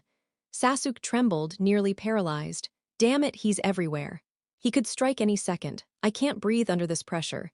His intent is crushing me. I'd rather— Sasuke, Kakashi said firmly. "I will not let my comrades die. That is my vow." At that moment, Zabuza appeared inside the Manji formation. Shuraisen cursed and spun, slashing with both blades. Zabuza met the strikes with his massive sword, steel clashing against steel as the boy in red pushed back with all his strength. "You've got some skill, kid," Zabuza muttered with a half-smirk. "Guess Deadpool taught you a thing or two." His words were followed by a sharp kick to Shuraisen's stomach, sending the boy crashing to the ground. Zabuza wasted no time, stalking toward Tazuna to finish the job, only to be halted when Kakashi appeared and drove a kunai into his side. But instead of blood, the wound spilled water. Zabuza's body rippled before collapsing into a puddle. "A clone," Kakashi noted grimly. The real Zabuza appeared instantly, swinging his blade in a vicious arc that split Kakashi clean in two, until that Kakashi also burst apart in a splash of water. Zabuza chuckled darkly. "Clever, Kakashi, using your own clone to draw me out. But let's be clear, I'm not losing to a man who makes a living copying others." Before Kakashi could respond, a second Zabuza materialized behind him, kicking him so hard he was launched into the lake. "Kakashi-sensei," Sakura screamed as her teacher surfaced, but Zabuza was already there, weaving hand seals. "Water prison technique," he announced, trapping Kakashi inside a swirling sphere of water. Kakashi struggled but couldn't break free. "Stay back," Kakashi barked through the prison. "If you try to fight him, you'll all die. Take Tazuna and retreat." "But sensei," Sakura cried. "No buts. Protecting Tazuna is the mission, not dying against an enemy way out of your league." Shuraisen clenched his kodachi tightly. "Forget that," he growled, dashing forward with a burst of speed that shocked even Sasuke. He struck at Zabuza's clone, steel sparking against steel. The clone smirked. "So you think swinging a sword like a wannabe samurai makes you a match for me?" He countered with a brutal kick to Shuraisen's gut, then smashed an elbow into his chest. Shuraisen hit the ground hard. The clone ripped off his headband, tossed it down, and crushed the metal plate under his heel. "Pathetic brat," the clone sneered. "Give it back," Shuraisen roared, only to be kicked toward his teammates. "What were you even trying to prove?" Sakura shouted. He's a Jonin, we're Genin. Kakashi's voice cut through the chaos, sharp and commanding. I'll say this once more, run, now. Tazuna lowered his head. This is my fault. If not for me, you wouldn't be facing this monster. But maybe, just maybe, there's a way to end this here and now. How? Sakura asked, desperate. If Zabuza wins, he'll kill Kakashi and then come for us anyway, Tazuna reasoned. Our best chance is to beat him here. He gave a small grin toward Shuraisen. You've got spirit, kid, don't waste it. Shuraisen nodded. Right, we cut through the clone, hit the real Zabuza, and save Sensei. And how do you expect us to pull that off? Sakura demanded. I've got a plan, Shuraisen said firmly. One distracts the clone, one goes for the real Zabuza, and one stays with Tazuna. Simple. It could work, Sasuke admitted reluctantly. Good. Because confusion isn't part of the plan, Shuraisen shot back. Fight like your life depends on it, because it does. With a battle cry, he and Sasuke charged. Shuriken rained down on Zabuza's clone, forcing him to block. But when they split, the clone hammered Sasuke in the chest, knocking him flat. Sasuke! Shuraisen yelled, attacking in fury. Forget me! Sasuke shouted, only to have his breath stolen when the clone pressed a foot on his chest. You brats don't even understand what being a shinobi means, the real Zabuza taunted, his hand still holding Kakashi's prison. By your age, my hands were already dripping with blood. That's right, Kakashi spoke from within. The infamous demon of the hidden mist. Back when their academy forced students to kill each other at graduation. Survival of the cruelest, barbaric. Shuraisen's face twisted. You slaughtered your own classmates. You're insane. They were weak. They didn't deserve to live, much less become shinobi, Zabuza sneered. And neither do you. Shuraisen retrieved his headband, tying it back around his thigh with defiance. Then listen up. The name you'll remember isn't of some weakling, it's Naruto Uzumaki. The future's strongest shinobi, master of the blade, and I never quit. In a burst of chakra, dozens of Shuraisen clones filled the field. Interesting, Zabuza muttered as the wave of red-clad swordsmen descended upon him. Steel clashed against steel as he fought them back, his massive blade sweeping through the sea of clones. But every time he knocked one away, they landed like predators ready to strike again. He's holding them off too easily, Tazuna whispered anxiously. Shuraisen's voice rang out from among the clones. I've fought tougher than this. You're nothing special, Zabuza scowled. Not shadow clones, why aren't they disappearing? We're different, one clone said. We stay until the boss decides otherwise. And speaking of teamwork, hey, Sasuke, heads up. He tossed something through the air. Sasuke caught it and unfolded it into a massive shuriken. Demon Wind Shuriken, Windmill of Shadows. He hurled it with full force toward the real Zabuza. The first shuriken was dodged, but the second came spinning after. Zabuza leapt to avoid it, only for it to transform mid-flight into Shuraisen himself. The boy hurled a kunai at Zabuza's arm, forcing him to release the water prison. Kakashi stepped free, catching the giant shuriken with his gloved hand. His single visible eye glared. This is what happens when you underestimate my team. Shuraisen may be reckless, but he's resourceful. Sasuke is a natural genius. And Sakura's mind keeps them grounded. Zabuza growled. Deadpool's brat, huh? If I can't settle the score with him, then breaking you will be the next best thing. Try it, Shuraisen roared, drawing both blades. He lunged, slashing Zabuza in a flurry of strikes. Zabuza retaliated with his massive sword, but Shuraisen ducked, spun, and cut across his back. He flipped over the swordsman, planting a kick to his gut, blood pumping from his own wounded thigh but refusing to yield. You'd better let me take over now, Shuraisen, Kakashi said in his usual calm tone. Otherwise, Teresa-san's going to tear into me.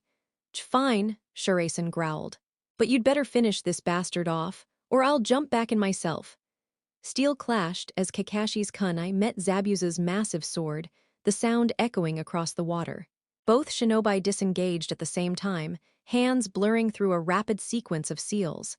They finished on the same sign torii and unleashed their jutsu. Water style. Water dragon bullet. Twin dragons surged up from the lake, roaring as they slammed into each other midair, creating a cascade of water between them. Without missing a beat, Kakashi and Zabuza went right back at it, kunai against blade, their movements sharp and precise. Their duel looked like a mirror match, every step and strike perfectly synchronized. Even when they separated again, their hands moved at the same speed, weaving new seals. Sasuke, Sakura, and Tazuna could only stare in disbelief. Kakashi's single visible eye curved upward in amusement as he saw Zabuza's growing frustration. "You bastard, how the hell are you doing this?" Zabuza demanded, fury dripping from his words. Kakashi tilted his head slightly. "Why? Are you upset?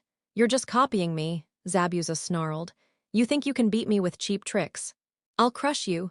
But the irony only deepened his rage. Kakashi's words overlapped his own, repeating them back at him as he spoke them.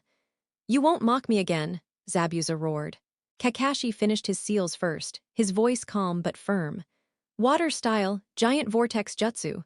The still lake erupted into a raging storm, waves towering like walls. The current overwhelmed Zabuza and swept Shuraisen along too. Instead of panicking, Shuraisen spread his arms wide and yelled, "Surf's up, Konoha style," as he rode the waves like a madman. "He's insane," Tazuna muttered. "Yeah," Sasuke agreed dryly. Both Zabuza and Shuraisen were thrown onto shore, crashing hard against the trees. Shuraisen landed above Zabuza, and just for good measure, kicked the missing nin straight in the skull before bouncing away and landing beside Kakashi. "Heh, now that was fun," Shuraisen grinned beneath his mask. While Zabuza was still reeling, Kakashi struck, burying multiple kunai into him. "It's over," he said flatly. Zabuza's eyes widened. "What? Can you see the future?" Kakashi's gaze hardened. "Yes, and this is the end of yours." Shuraisen stepped forward, cracking his knuckles with a grin. "Don't worry, Kakashi-sensei, I'll handle the finishing blow." He kissed his fist theatrically. "Oh great Kami, bless this holy pimp hand so I can send this fool straight to your judgment." "Amen." But before he could swing, two senbon pierced Zabuza's neck, thrown with deadly precision. A masked figure landed gracefully from a nearby tree. "You're right," the soft voice said. "This was his last battle." The masked shinobi looked at Kakashi. "I've been hunting him for a while. It was my mission to end him." Kakashi checked for signs of life. Nothing. Zabuza was completely still. "I see by your mask you're a hunter nin from the mist." "Correct," the stranger replied. Shuraisen, however, wasn't impressed.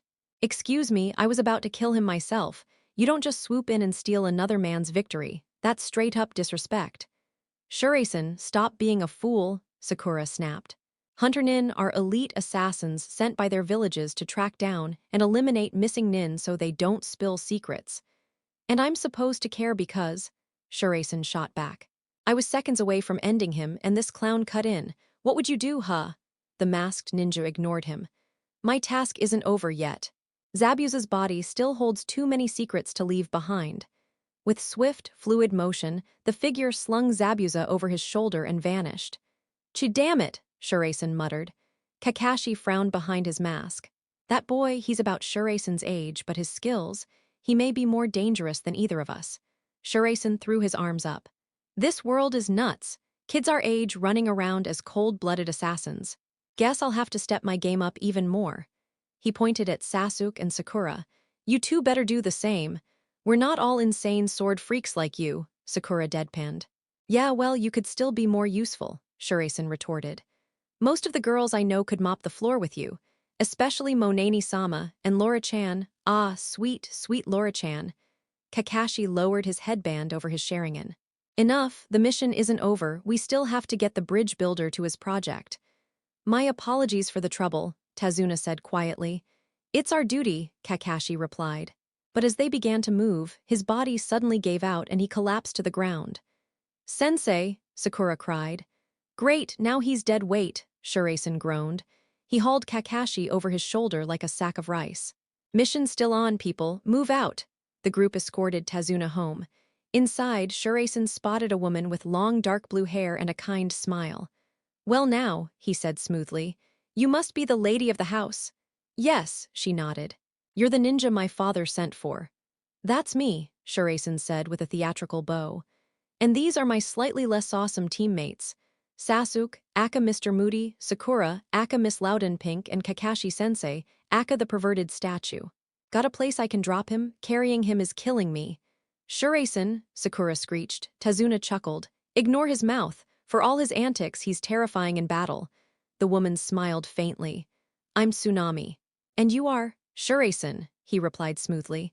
Not my birth name, just the one I go by. Tsunami, huh? Fitting, because your beauty hits me like a tidal wave. Tsunami giggled softly while Sakura scowled. Why's he flirting with an older woman instead of me? But her inner voice shot back, because we want Sasuke, remember? Meanwhile, a young boy entered, glaring at them all. Shuraisen crouched slightly. Hey, kid. You Tsunami's boy. Yeah, the boy muttered. Man, cheer up, your mom's awesome. She and my mom would be besties. Inari, these are the ninja protecting your grandfather, Tsunami explained gently. Inari snorted and stormed off. What's his problem? Shuraisen frowned. Shuraisen, Sakura barked. Why do you always bite my head off? Shuraisen shot back. I'm not the moody brat here. You're so insensitive. Please, if I was more insensitive, you'd be begging me to shut you up, though maybe in the fun way. He grinned. Sakura's face went red. Pervert, does Hinata know you act like this? I act the same with her, Shuraisen said calmly. Difference is, I mean it when it's her. He turned back to Tsunami. Now where can I dump Kakashi-sensei before my shoulders give out? I'll help, Tsunami offered. Together, they laid Kakashi on a cot, covering him with blankets. You good, Kakabaka? Shuraisen asked. Kakashi cracked an eye open. I've been listening for a while now, your flirting is awful, Shuraisen smirked. Hinata thinks otherwise. Kakashi exhaled. That wasn't Zabuza's end. The so-called hunter wasn't real. If he was, he'd have destroyed the body. Those needles. They only simulate death. Temporary but effective. Shuraisen's eyes widened. So that punk stole my kill just to save Zabuza? Exactly, Kakashi said grimly. Shuraisen clenched his fists. That son of a… Calm down, Sasuke cut in. If Kakashi's right, you'll get another chance. Kakashi's voice broke the silence. You're going to need training. Against someone like Zabuza, or even that fake hunter nin, you were completely unprepared. You could have been killed on the spot. But you're stuck in bed, Sakura pointed out. How exactly are you supposed to train us like this? Give me a little more time to recover, Kakashi replied calmly. Then I'll show you. Fine, Shuraisen muttered. But in the meantime, mind if we work on something ourselves? Oh, Kakashi tilted his head. And what would that be? That masked ninja was too fast, Shuraisen explained. Fast enough that I couldn't even track his movement, and speed's my specialty. If we're going to face him again, we need to at least keep up enough to react before he lands a killing strike. Ah, Kakashi mused. So you're planning to give Sakura and Sasuke some practice against high-speed fighters. Exactly, Shuraisen nodded. Kakashi-sensei, Sakura blurted out. What could he possibly teach us? He's just another genin like us. He's not like you, Kakashi countered. He was trained intensely while under Deadpool's watch. Annoying as he may be, he's the most combat-ready out of you three. Don't forget, it was Shuraisen who actually managed to wound Zabuza. Sasuke scoffed. Don't let it get to your head. Just because you can show me a few tricks doesn't mean you're better than me. Believe whatever you want, Shuraisen shot back. I've already seen more fights than either of you. Meanwhile, at Gato's hideout, Zabuza lounged in recovery while his employer ranted. A child, a brat carved you up like that. Some demon you turned out to be. Zabuza listened silently, expression unreadable. Unfortunately for Gato, Zabuza wasn't in the mood to entertain his noise. When the greedy man tried to grab Zabuza in anger, the masked shinobi, his partner, the same one who faked being a hunter nin, stepped in. With one swift motion, the boy seized Gato's wrist and squeezed until the bones creaked. You'll keep your hands off him, the masked ninja said coldly. Haku, Zabuza finally ordered. Enough! Yes, Zabuza-sama. Haku released him. Gato stormed away, cradling his injured wrist, leaving only Zabuza and Haku behind. That brat in red Deadpool's blood runs through him, Zabuza muttered. Deadpool, the mercenary who never shuts up, Haku asked. That's the one. Zabuza smirked under his bandages. Never seen someone that young fight like such a beast besides me. I almost admire the kid. Still, when I'm done with that bridge builder, I'll enjoy sending his corpse to Deadpool. You should conserve your energy until then, Haku advised gently. I know, Zabuza growled. Damn kid carved me up good. Back in the woods near Tazuna's house, Team 7 had begun training. Shuraisen had handed Sakura and Sasuke each one of his kodachi, showing them how to grip the hilts and position themselves. The three stood in a triangular formation, with Shuraisen in the center. Here's the drill, Shuraisen instructed. You two attack me like you actually want me dead. Don't waste energy swinging wildly, make every strike count. But you don't even have a sword, Sakura pointed out.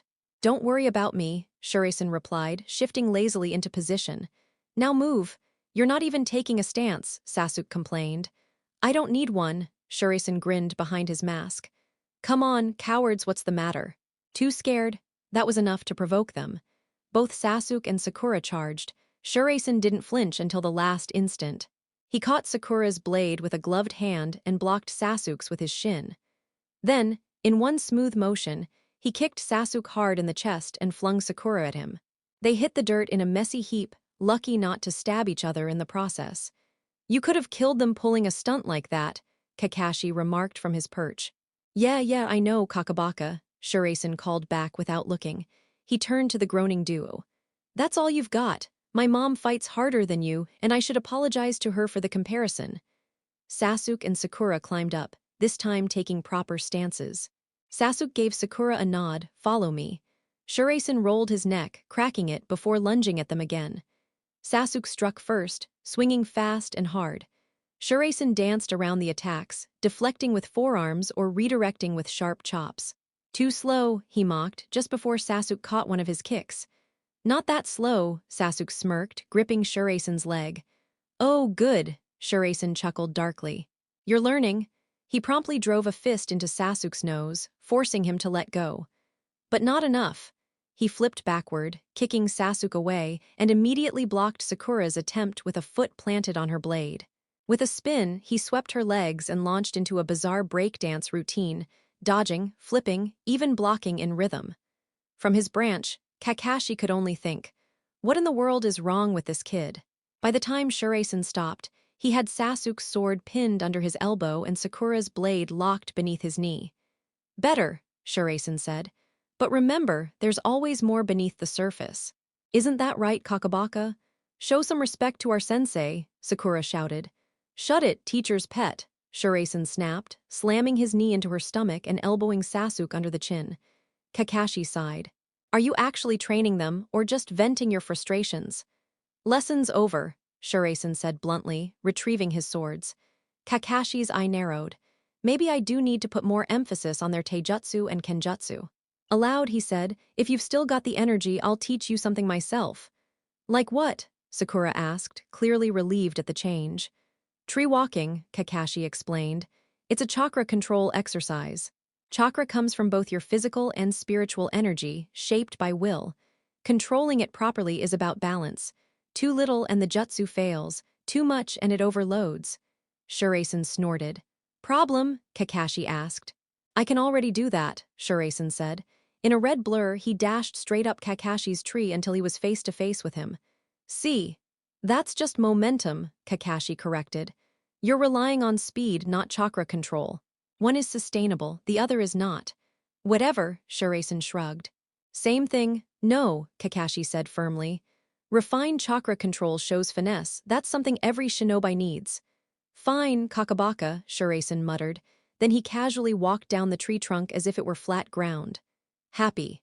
I can do it your way too. Call me Spider-Man. Spider-Man, Sasuke frowned. Guy in red and blue tights. Swings from tall buildings, crawls on walls, bounces around like a lunatic. Still not as crazy as Dead Papa, Shuraisen explained. And this Spider-Man's your friend? Sasuke asked. Sort of. Dead Papa says he's a bad influence, though. If your father thinks he's bad, he must be terrible, Sakura said flatly. He's not, Shuraisen argued. Spider-Man saves people, don't listen to that bastard Jameson, he's a liar. Who's Jameson? Sakura asked. Doesn't matter, Shuraisen replied quickly. The next morning, after pushing himself through training, Shuraisen awoke to find a girl standing over him. She had long black hair, flawless pale skin, and soft brown eyes.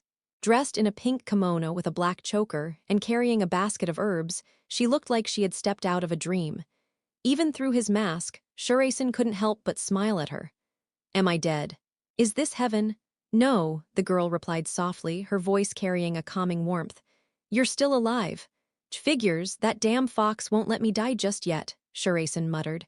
What brings you out here alone? She asked. Training, Shuraisen answered simply. And you? Someone close to me was hurt. the girl said, holding up a pouch of herbs. I'm gathering these to help him heal. That's admirable, Shuraisen replied. She tilted her head. And what exactly are you training for? So that even if I walk through the valley of death itself, I'll fear nothing, because I'll be the scariest thing lurking in that valley, Shuraisen said firmly.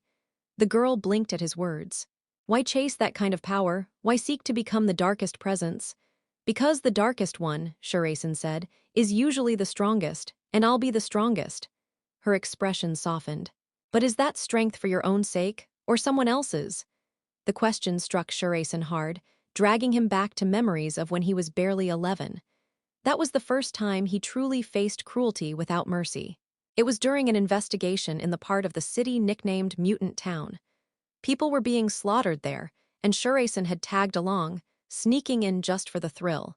He hadn't expected to see hell itself unfold.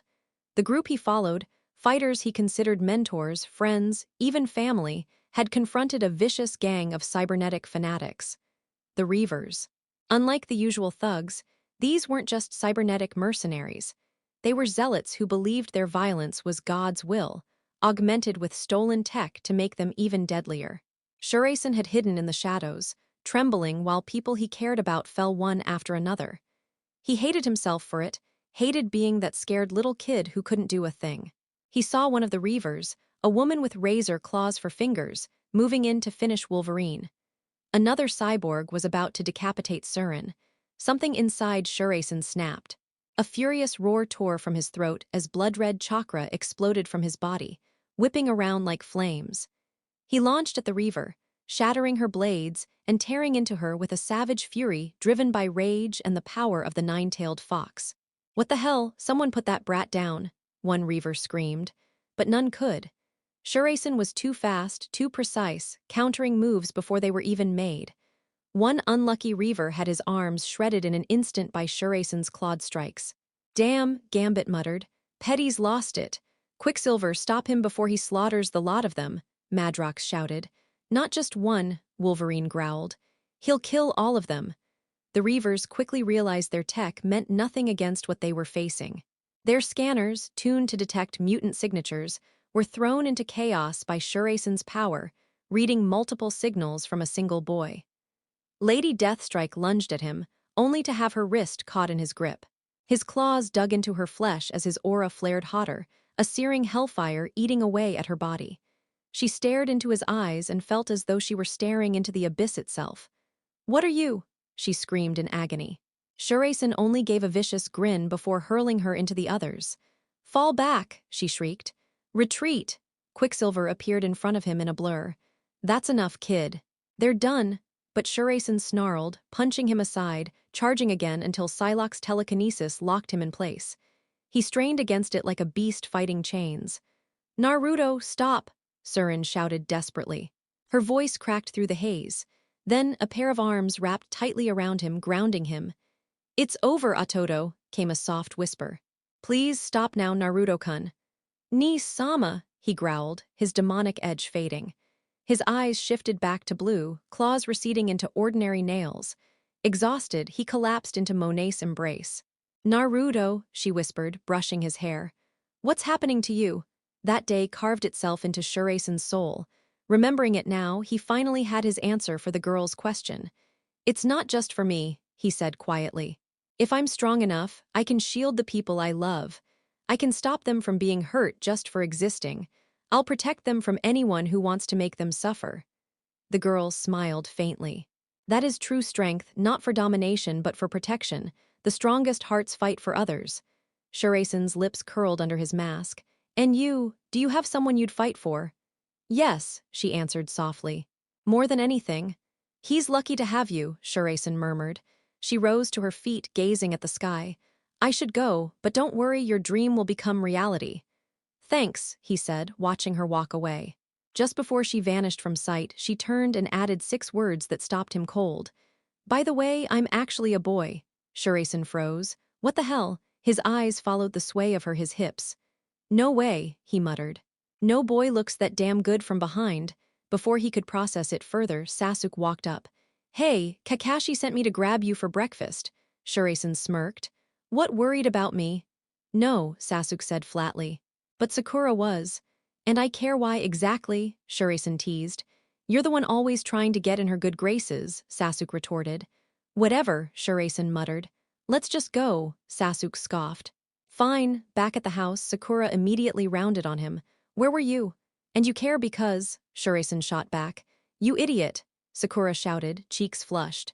If something happened to you, just forget it, Shuraisen blinked. What did I even do? Kakashi stepped in unfazed. How was the training? Fine, Kakabaka, Shuraisen replied. Hey, you've been around, so tell me, can a trap really look so good you can't even tell? And even if you do, you kinda don't care. Kakashi rubbed his chin. Rare, but possible. Usually only in shoujo manga, though. That's all I needed to hear, Shuraisen grinned. Meanwhile, Inari sulked in the corner. What's the point? Gato will crush you all, just like he does with anyone in his way. If you already act beaten, you've lost before the fight even starts, Shuraisen told him sharply. That's what Cable-sensei always said, it's a mindset. Mindset, my foot, Inari shouted back. This isn't a dream, it's reality. The strong survive, the weak get crushed. Shuraisen's expression darkened. Cable-sensei also said this. True strength exists to protect the weak. When the strong use power to oppress, they're not strong, they're just cowards with bigger fists. You're wrong, Inari barked. That's not how the world works. You wouldn't understand real suffering. In a blur, Shuraisen appeared behind him, blades drawn, one at Inari's neck, the other poised at his side. His voice dropped, cold and sharp. Not understand suffering, that's rich, kid. At least you have a mother, a grandfather. I never knew family. I grew up hated, spat on because of what I am, and that was the easy part. His tone hardened further. My friends had it worse. Their parents disowned them, even tried to kill them just because of what they were born as. Whole mobs hunting them down, so don't you dare tell me I don't know what suffering is. Naruto, that's enough, Sakura shouted, her voice sharp. Even I have to agree, Kakashi added calmly. I usually let a lot slide with you, Naruto, because of your strength and what you've gone through, but pointing a weapon at a child, that's crossing the line. Shuraisen scowled, his tone grim. He has to learn somehow. Threatening him with steel isn't teaching, Kakashi countered firmly. With a low growl, Shuraisen pulled his short blades away from Inari, sliding them back into their sheaths. Whatever. He got the message. Without another word, he vanished in a blur, leaving behind silence and wide-eyed stares from Inari, Tsunami, Tazuna, Sakura, Sasuke, and Kakashi. What kind of lunatic acts like that? Tazuna exploded. Our lunatic, whether we like it or not, Kakashi replied coolly, as Inari bolted to his room with Tsunami hurrying after him. Kakashi sighed and glanced at Tazuna. Mind telling us why that boy's grown so bitter at his age? Tazuna's expression turned heavy. It's his father, well, not by blood. His name was Kaiza. Inari adored him. Everyone did.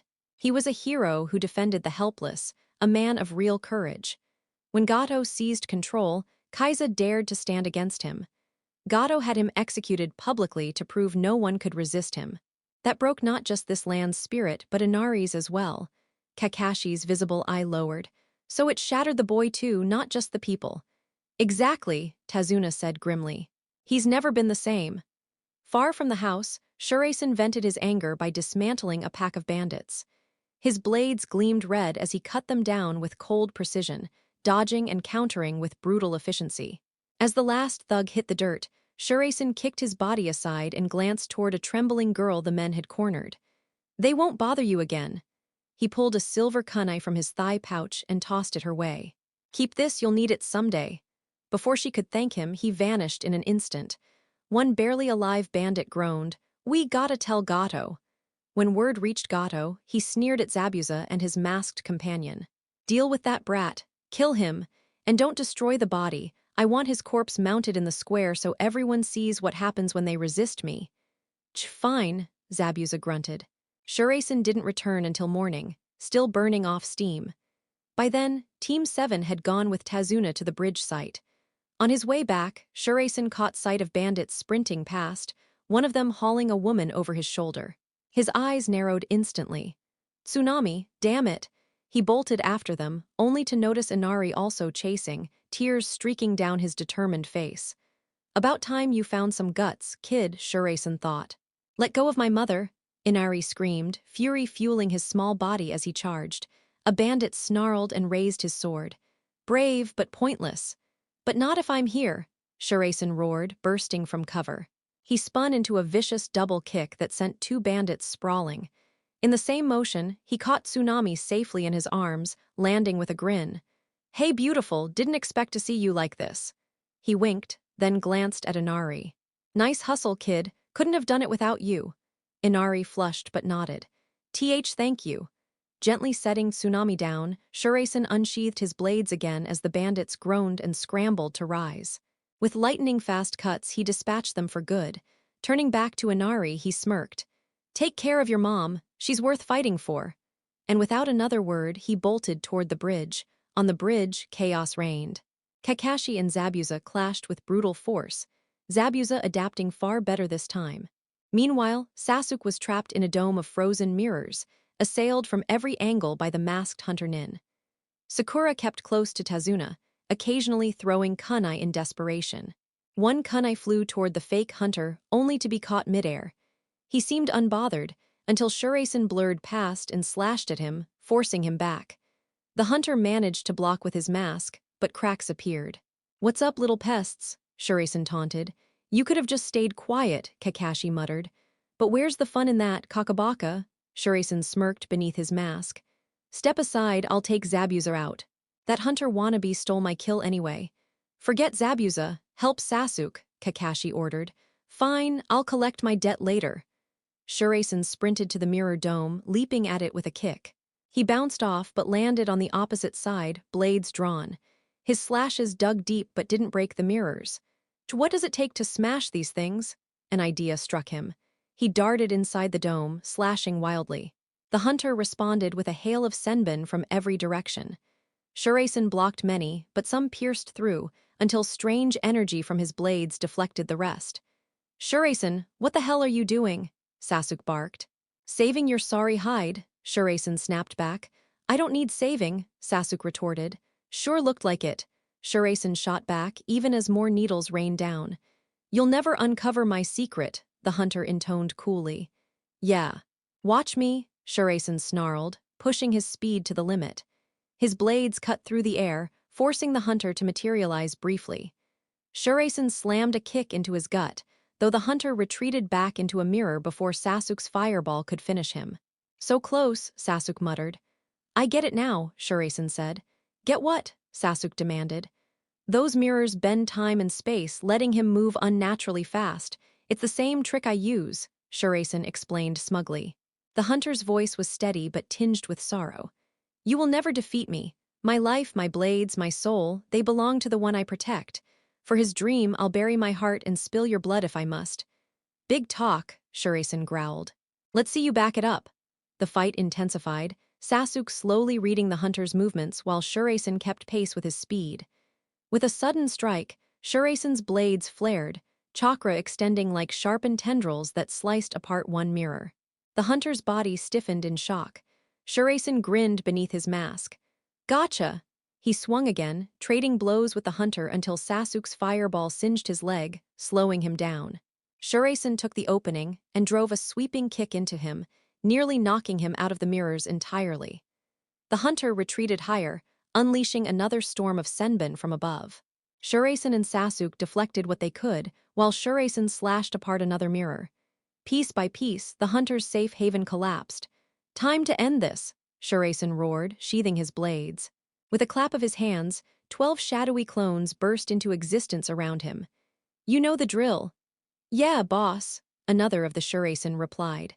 The dozen crimson clones burst into motion, blades flashing as they hacked at the mirrors and pressed the fake hunter on all sides.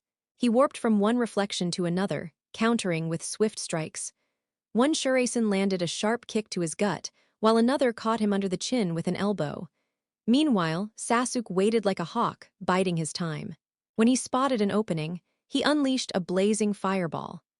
The Shuraisen melted back together and avoided the flames, while the fake hunter narrowly escaped with a scorched sleeve and a burn across his arm. Realizing he'd let the battle drag on too long, the fake hunter prepared to end it decisively. With a flick of his wrist, a storm of ice needles rained down, enough to pierce even Shuraisen's evasive movements. but before they could land, Sasuke shoved Shuraisen aside, taking the brunt of the barrage himself. "What the hell, man?" Shuraisen barked, furious. "I could have dodged that." "Why yeah, sure you could," Sasuke muttered, sarcasm heavy in his voice. "Don't flatter yourself. How do you know? I kicked your ass before, you think I needed saving?" "Just, shut up," Sasuke groaned, collapsing. Shuraisen barely managed to catch him. "Damn, he turned you into a damn pincushion." "You never shut up, do you?" Sasuke rasped. "Yeah, well, somebody's gotta keep you awake. Don't close your eyes, you hear me? The light isn't your friend, it's death. Stay the hell away from it." Sasuke struggled for air, every word draining him. His eyes locked on Shuraisen's. "Promise me, Naruto, promise me you'll find my brother and kill him." Shuraisen's eyes widened. "What? Why?" "Because I won't live long enough to face him. He's the one I swore to defeat." "That's insane. It was my dream, my purpose. Don't let it die with me, Nar." And then his voice went silent. "Sasuke, Sasuke, wake up, you bastard. You don't get to die here. Not like this." From the mirrors, the fake hunter watched with a quiet sadness. "Is this your first time seeing someone you care about fall?" Shuraisen glared, rage boiling over. "Shut your damn mouth. You're no friend of mine, you're dead." Blazing like living fire, Shuraisen tore through mirror after mirror, his fury unstoppable. The fake hunter leapt out to meet him, but Shuraisen smashed a fist into his mask with brutal force, sending him crashing through the last of his mirrors. The hunter staggered up, mask splitting apart. Shuraisen froze mid-charge when the face was revealed. It was the girl he had spoken with just yesterday, the one he thought he'd understood, and she was the one who had brought Sasuke down. Shuraisen's blades pressed against her throat and side.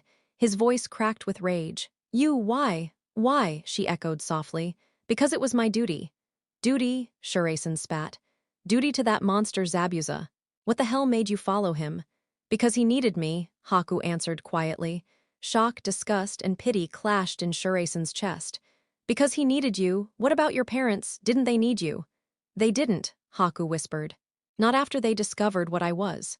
"Your ice abilities," Shuraisen muttered. The story was too familiar. He'd seen others abandoned the same way, cast aside for being different. And just like them, Haku had clung to the first person who offered purpose, even if that person only exploited her power. Haku's voice trembled as she told her past, of a land buried in snow, of her father's hatred, her mother's death, and her own desperate act of survival. Of Zabuza, who had taken her in when no one else would. When she finished, Shuraisen shook his head. "That's pathetic. You call that living? You're throwing yourself away for a tyrant who sees you as a weapon. Why stay loyal to someone who'll discard you the second you falter?" "You don't understand," Haku said firmly. "To be unwanted, to be unneeded, is the worst pain there is. With Zabuza, at least I'm wanted." Shuraisen's fists trembled. "I understand more than you think. I grew up unwanted too. The village hated me, treated me like a curse. Nobody wanted me, until the man you call Deadpool took me in. But that doesn't mean you have to chain yourself to Zabuza." Haku's eyes lowered. "I failed, I couldn't kill you or him, that makes me useless now." "What?" Shuraisen demanded. "Sasuke isn't dead," Haku admitted. "I only forced him into a near-death state. I couldn't finish him or you. And now, Zabuza has no reason to keep me." "You're not a tool, damn it," Shuraisen shouted. "You're a person. You deserve more than this twisted devotion." Haku's gaze was hollow. "Then kill me, end it." "Why would I do that?" Shuraisen barked. "Because I don't want to live as dead weight," Haku said quietly. "Better to die as Zabuza's weapon than live as nothing." "Damn it, you're really that brainwashed?" Shuraisen growled. "What the hell does he mean to you?" "Everything," Haku whispered. "He saved me from being unnecessary. Your mercy would be cruelty." "Pathetic," Shuraisen snarled. "You're too pitiful to even kill. I'll deal with Zabuza myself. Maybe then you'll finally wake the hell up." He turned to go, drawing his blades, but in a flash, Haku's hand seized the edge of his weapon, stopping him cold. Her eyes burned with cold resolve. "You will not touch Zabuza," she said. Shuraisen's own glare met hers. "Fine. If you're throwing your life away for him, then I'll beat some damn sense into you." Haku leapt back from Shuraisen, pulling moisture from the air and shaping it into countless shimmering ice needles that shot toward him. The red-clad swordsman spun his twin blades, deflecting every shard, but the instant he lowered them, Haku had vanished. An ice mirror gleamed in his place. Shuraisen cursed under his breath and sprinted toward the clash between Kakashi and Zabuza, desperate to prevent his rival-turned-companion from making a reckless mistake. But he was already too late. Kakashi had charged his lightning blade, his hounds restraining Zabuza as he prepared to land the killing blow.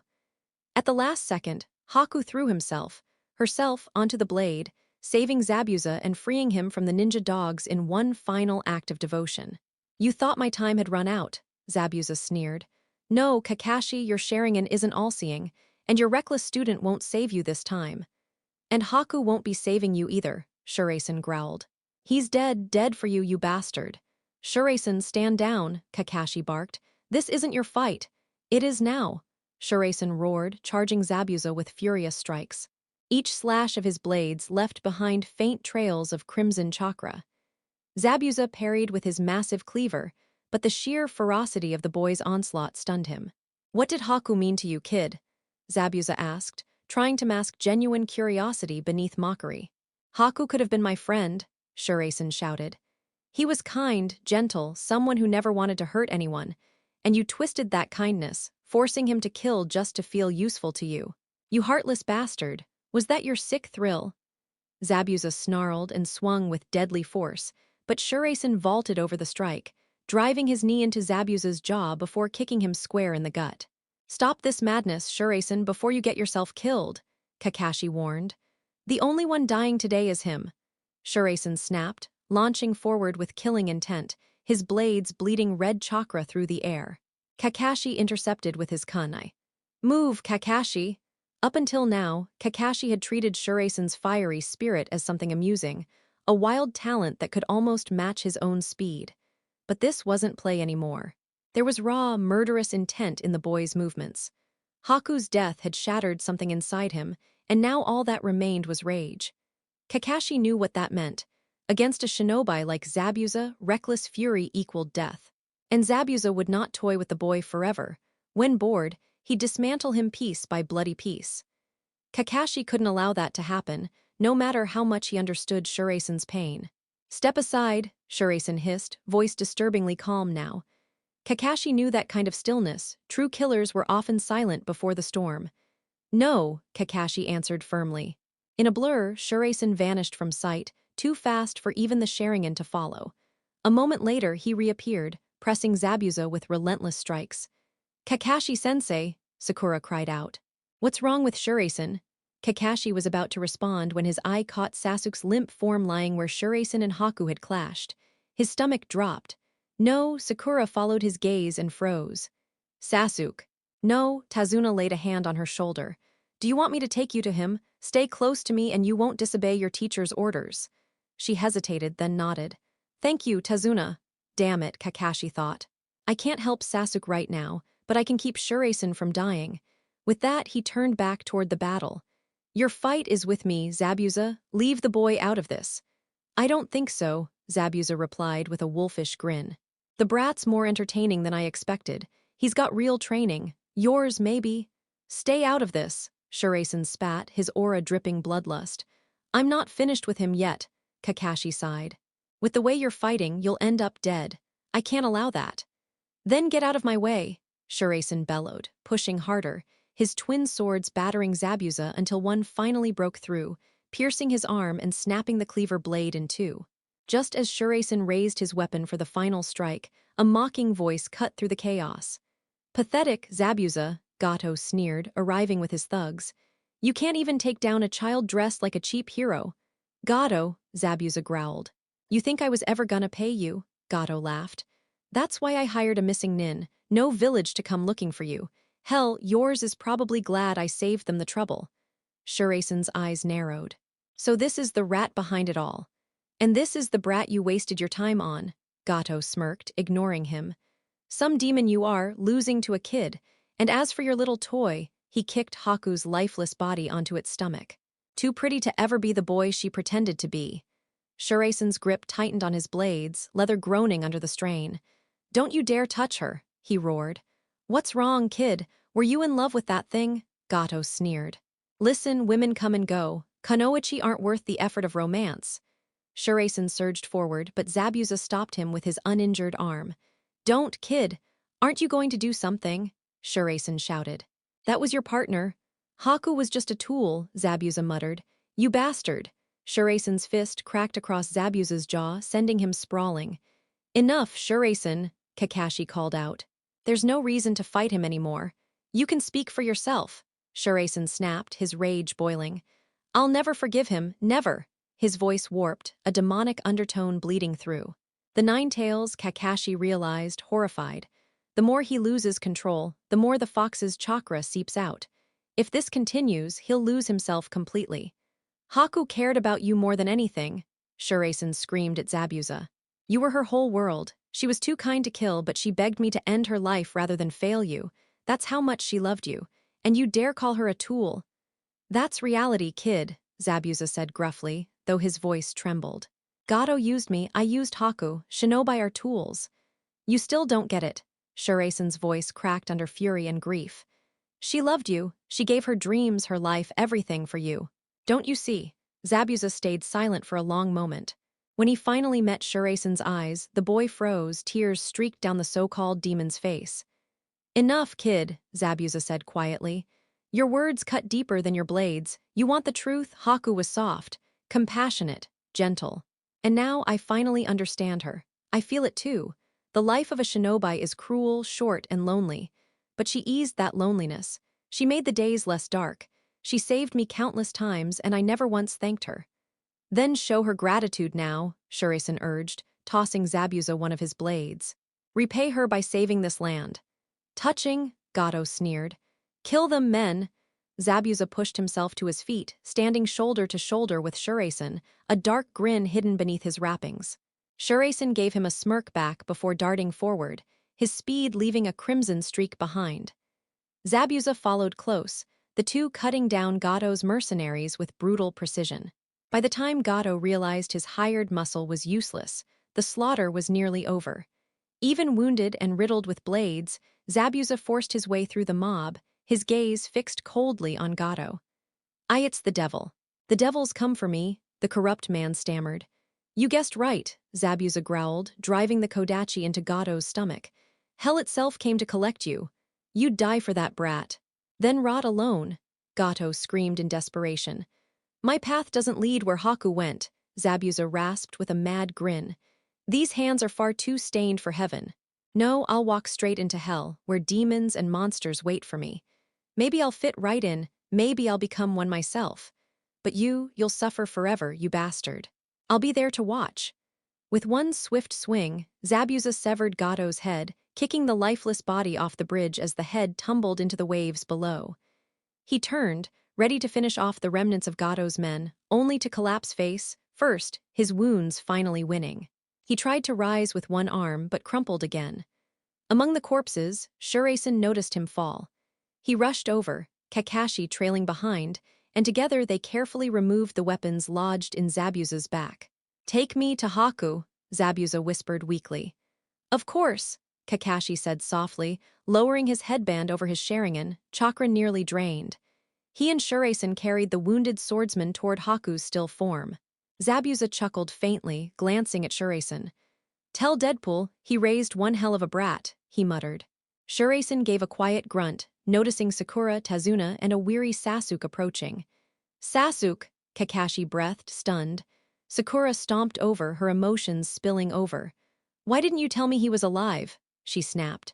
I was furious at him for what happened to Haku, Shuraisen answered, jerking his thumb toward Zabuza. Forgive me if I wasn't in the mood to update you about your fantasy boyfriend. Sasuke only snorted. When they reached Haku, Kakashi carefully laid Zabuza beside her. Now we're side by side again, Haku, Zabuza whispered, gently brushing her cheek. Like always, as he spoke, snowflakes began to drift down. Are you weeping for me, Haku? What's happening? Sakura asked softly. Haku once told me in her home it always snowed, Shuraisen explained, voice heavy. A soul pure as snow, Kakashi murmured. Such things are rare in this world.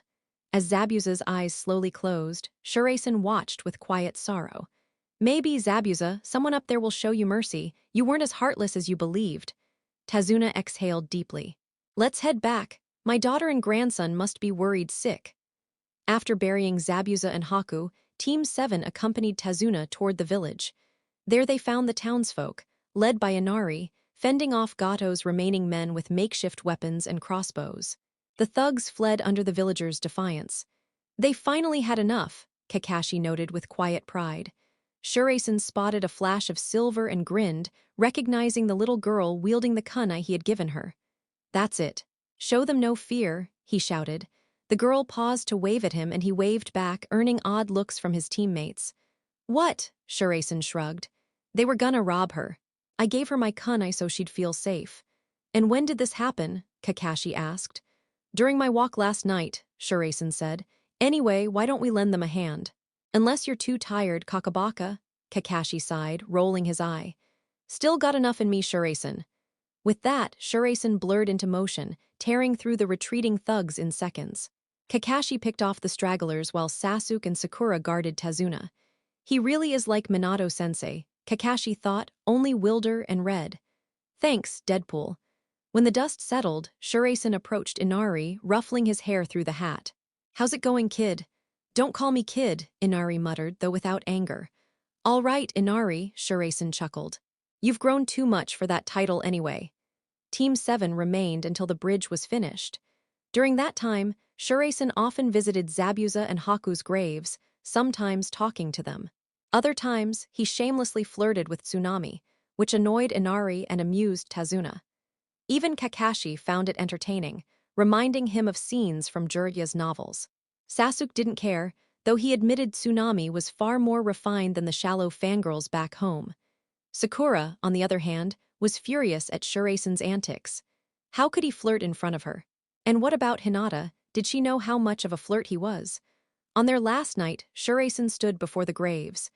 Being a shinobi doesn't have to mean endless pain and loneliness, he whispered. When I become Hokage, I'll make sure of it. I swear on my life and I never break my promises. That's my way. The next morning, Team 7 and Tazuna's family gathered at the completed bridge. It's beautiful, Kakashi said. A true masterpiece. Thank you, Tazuna replied. Without your help it wouldn't have been possible. So, what will you call it? Kakashi asked. A name for courage, willpower, hope, Tazuna thought aloud. The Great Crimson Flash Bridge. Crimson Flash, Kakashi repeated, reminded of someone else. After him, Tazuna said, pointing to Shuraisen. Haven't you seen him move? A streak of red bringing salvation. Shuraisen cheered.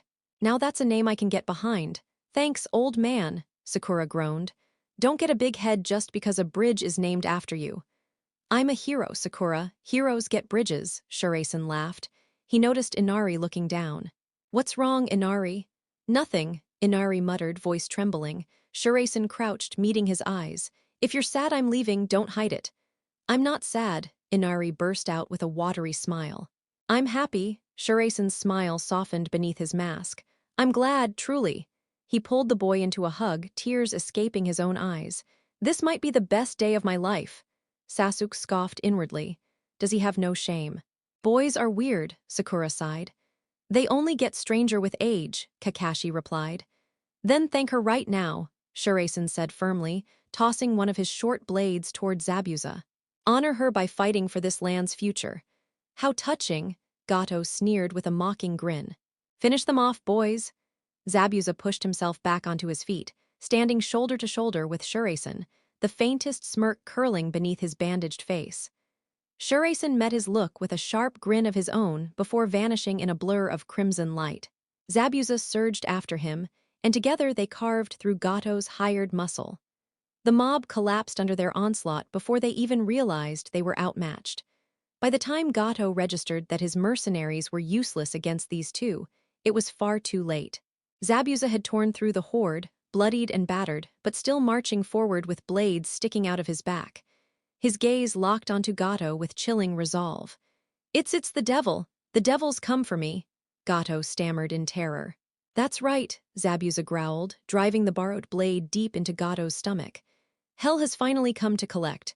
You bastard, if you want to die with that brat, then rot alone, Gato shrieked in one last desperate curse. Zabuza's lips twisted into a grim smile, madness flickering in his eyes. Me, heaven would never accept these hands. No, I'll be waiting in the depths where monsters belong.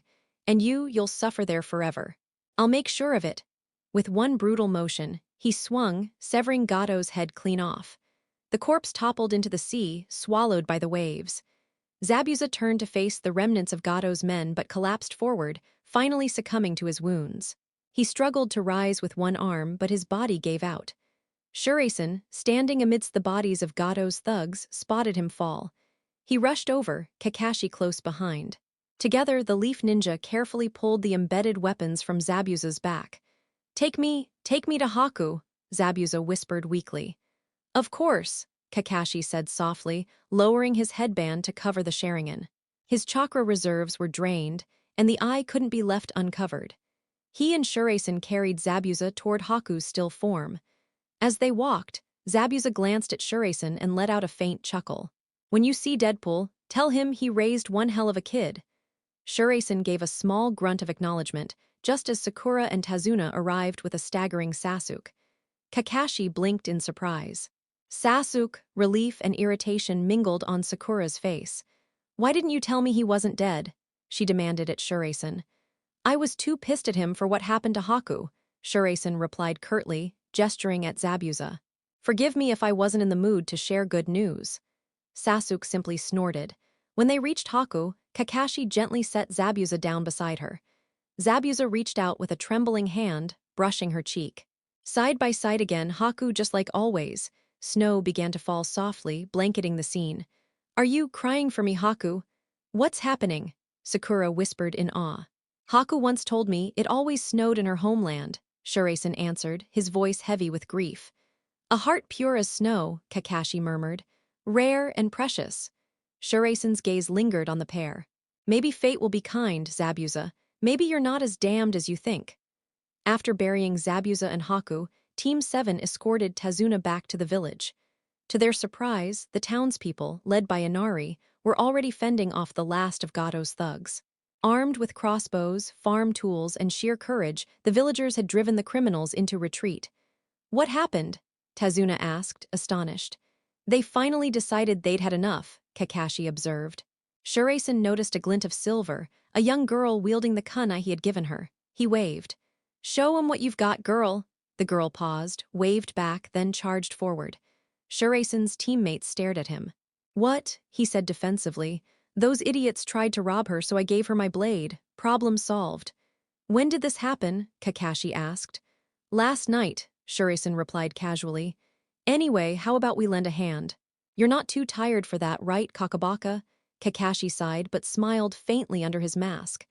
Not too tired, Shuraisen. Shuraisen darted into the fray, nothing more than a streak of crimson. In less than a minute, most of Gato's leftover men lay dead. The few who escaped Shuraisen's blitz fell quickly to Kakashi, while Sasuke and Sakura kept Tazuna safe. Kakashi's eye narrowed thoughtfully. He really is like Minato-sensei, only wilder and redder. Thanks a lot, Deadpool. Afterwards, Shuraisen ruffled Inari's hair. How's it going, kid? Don't call me kid, Inari grumbled, though there was a smile in his voice. Fair enough, Shuraisen chuckled. Guess you're too grown up for that now.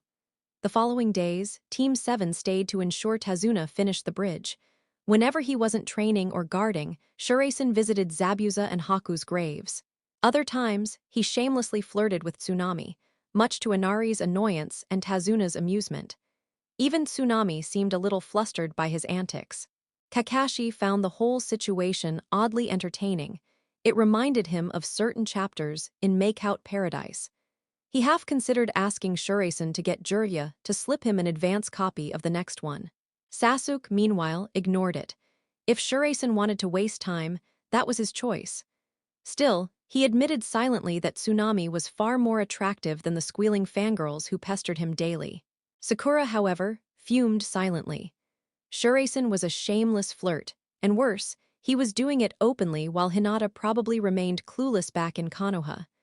Sasuke at least had enough restraint not to act like that, even if she'd caught him glancing at Tsunami once or twice. On their final night in Wave, Shuraisen stood at the graves once more. The life of a shinobi doesn't have to be lonely, he vowed. It can be more than blood and suffering. When I become Hokage, I'll make sure of it. That's my promise to both of you, and I don't break my promises. The next morning, the team prepared to leave. At the newly finished bridge, Tazuna and his family joined them. Beautiful work, Kakashi said, admiring the structure. Thank you, Tazuna replied. We couldn't have done it without you. What are you going to name it? Sakura asked. I want something that embodies courage, hope, persistence, Tazuna said thoughtfully. I've decided the Great Crimson Flash Bridge. Crimson Flash, Kakashi echoed, reminded of another name. After him, Tazuna explained, gesturing to Shuraisen. Didn't you see? He moves like a flash of red, bringing hope to this land. Shuraisen beamed. That's awesome, old man, best compliment I've ever had. Don't let it go to your head, Sakura grumbled. Hey, I'm a hero, what else am I supposed to do? Shuraisen laughed, turning toward Inari, who stood with his head lowered. What's wrong? Nothing, Inari sniffled, smiling through his tears. I'm just happy. Shuraisen crouched down and hugged him. I'm glad you are. You've made me cry too, you little brat. Sasuke rolled his eyes. Has he no dignity? Boys are weird, Sakura muttered. They only get weirder as they grow, Kakashi deadpanned. And with that, Team 7 left the wave behind, the Crimson Flash's legacy sealed in stone. You'd know, wouldn't you? Sakura snapped, glaring. Always flashing that stupid book around in public. Kakashi tilted his head, voice calm. Did you say something? Sasuke let out a low sigh, not even trying to hide his irritation. As much as Sakura grated on him, at least her temper tantrum was mildly entertaining. Still, it stung that the masked Jonin had never considered him worth finishing off properly, just knocked out and treated like a training dummy. The insult gnawed at him. Didn't he deserve more than that? Meanwhile, somewhere else the atmosphere was far less tense. Do you, Wade Wilson, take this woman as your wife? Asked the priest, none other than Kurt Wagner, better known as Nightcrawler. Hell yeah, I do, Wade Deadpool Wilson shouted with unrestrained glee. And do you, Teresa Rourke Cassidy, accept this man as your husband? Kurt asked in turn. Teresa beamed. I do. Then by the power vested in me, I now declare you husband and wife. You may, oh never mind, you've already started. Sure enough, Wade and Teresa were already tangled together, kissing as though survival depended on it. Not in front of the kid, Wade, Logan barked. Wade's response was to throw Logan the middle finger behind Teresa's back, earning stifled laughs from Jubilee and Kitty. Only after remembering his bride wasn't equipped with his healing factor did he finally let her breathe. Teresa grinned, tossing her bouquet over her shoulder, sending half the women in attendance scrambling. To everyone's surprise, the flowers landed in Karma's hands. She froze, blinking down at the bouquet like it was some alien relic. Huh, guess today's my day, she muttered. Now for my turn, Wade announced gleefully, pulling a garter from beneath Teresa's dress. He flung it into the crowd, making all the men stiffen in anticipation. It dropped neatly into Cable's hands. The time-traveling soldier stared at the thing as if it were a grenade, while Wade cackled. Hey, Cable, looks like fate's shipping you and Karma. Karma briefly considered hijacking Wade's mind to make him embarrass himself, but decided against it. After all, he managed that without help. Cable's glare suggested he was considering the same. Always with the jokes, huh, Wade? Came a gravelly voice from a man in skull-faced armor. Tasky, you made it, Wade cheered. Had to see it with my own eyes. You married? That's worth the trip, Taskmaster grumbled. Across the crowd, Scott Summers looked distinctly unamused. Deadpool crashing into X-Men business was one thing, but dragging his mercenary pals into a wedding. Unbelievable. You put up with him because he makes you laugh, and because he irritates Logan, Gene teased in his mind. Scott sighed inwardly. The enemy of my enemy, I suppose. The ceremony took a turn when an all-too-familiar sultry voice cut through the air. Is it too late to object? Typhoid Mary strutted down the aisle in her usual skimpy, leather-clad chaos. Because I'm not about to watch my Wade marry someone else. This is about to get messy, Gambit muttered under his breath. Typhoid, come on, Wade said, exasperated. You knew we were never gonna work out. Sir in this, sir in that, Mary snarled. You even screamed her name while we were. There's a child here, Teresa cut in. Wait, I did, Wade blinked. Wow, my bad. Happens sometimes when you're really into it. Teresa's cheeks burned. So, you were thinking of me even then? Of course, that's love, babe, Wade said without a shred of shame. I'm still here, Mary shrieked, hurling a knife at Teresa, only for Shizune to block it with a well-aimed senbon. Excuse you, this is a wedding, Shizune scolded. Before Mary could react, Outlaw and X rushed in, breathless. Sorry. She slipped past us. Oh, what am I paying you for? Wade joked before blowing them a kiss. Nah, I love you guys. The X-Men immediately encircled Mary, battle-ready. Naruto tugged at Wade's sleeve. Papa, who's she? An old friend, Wade replied carefully. Do friends do the same things you do with Mama? 'Cause it sounded like you and that lady. Not until you're older, Teresa cut him off firmly. Okay, Naruto said innocently. Besides, my throat would hurt too much from all that screaming. Everyone froze. Mary, not used to being ignored, lost it. Chairs began flying as she used her powers recklessly. Cyclops blasted them out of the air while Jean caught the rest in a telekinetic net. Outlaw swooped in and delivered a knockout blow, dropping Mary like a sack of bricks. That was kind of anticlimactic, Naruto muttered. Where'd you even learn that word? Wade asked. From Hank Jissen, Naruto replied proudly. He teaches me big words. Great, Wade groaned. My kid's turning into a dictionary. You can insult people without swearing that way, Naruto added helpfully. Yeah, but I prefer the swears, Wade said cheerfully. And he's right. That was one lame ending. I wanted a brawl. Banshee eyed him warily. Please tell me this won't be a regular thing. No more than Mr. Sinister chasing Scotty and Jeannie for their baby-making genes, Wade shot back. Taskmaster sighed. We'll handle this lunatic. Outlaw X, let's haul her back where she belongs. Nuthouse, Naruto repeated curiously. Do they give you nuts there? Taskmaster glared. Kid, don't be a smartass. I am a smartass, Naruto yelled proudly. Smarter than yours, Taskmaster groaned. Oh hell, Wade, you cloned yourself. See, Banshee muttered. Bad influences through and through. Later, Shuraisen replayed the video of his adoptive parents' wedding, chuckling to himself. Good times. Now where are my teammates? With a carefree whistle, he slipped out of his apartment. Breaking into Sakura's house was easy, girl really needed better locks. His grin widened when he heard her shriek. What's on my dress? It says, I'm a naughty fox, spank me. A poor bystander admitted nervously. Shuraisen doubled over laughing. Shuraisen, Sakura shouted furiously. I knew it was you, get over here. Dropping his voice into a low growl, he called back, get over here. You jerk, Sakura roared, charging him. How the hell did you even pull that off? Special ink, he explained casually. Fades fast but shines in sunlight. Maybe now you'll think before smacking me every time you're pissed. She raised her fist again, but he darted aside, landing a quick smack on her rear before bolting. Nice, he cackled, sprinting as fast as he could with Sakura in hot pursuit, red-faced with rage, and something else she wouldn't admit. He zipped past Sasuke, whose hair was a bright bubblegum pink. Yo, nice color, Sasuke, Shuraisen jeered. Shuraisen, you bastard, Sasuke growled. Yep, that was me, wanna do something about it. Sasuke scowled and walked off. Yeah, that's what I thought, Shuraisen hollered. All bark, no bite? He almost paid for his gloating when Sakura swung again, but he caught her fist, twisting her arm and pinning her back against him.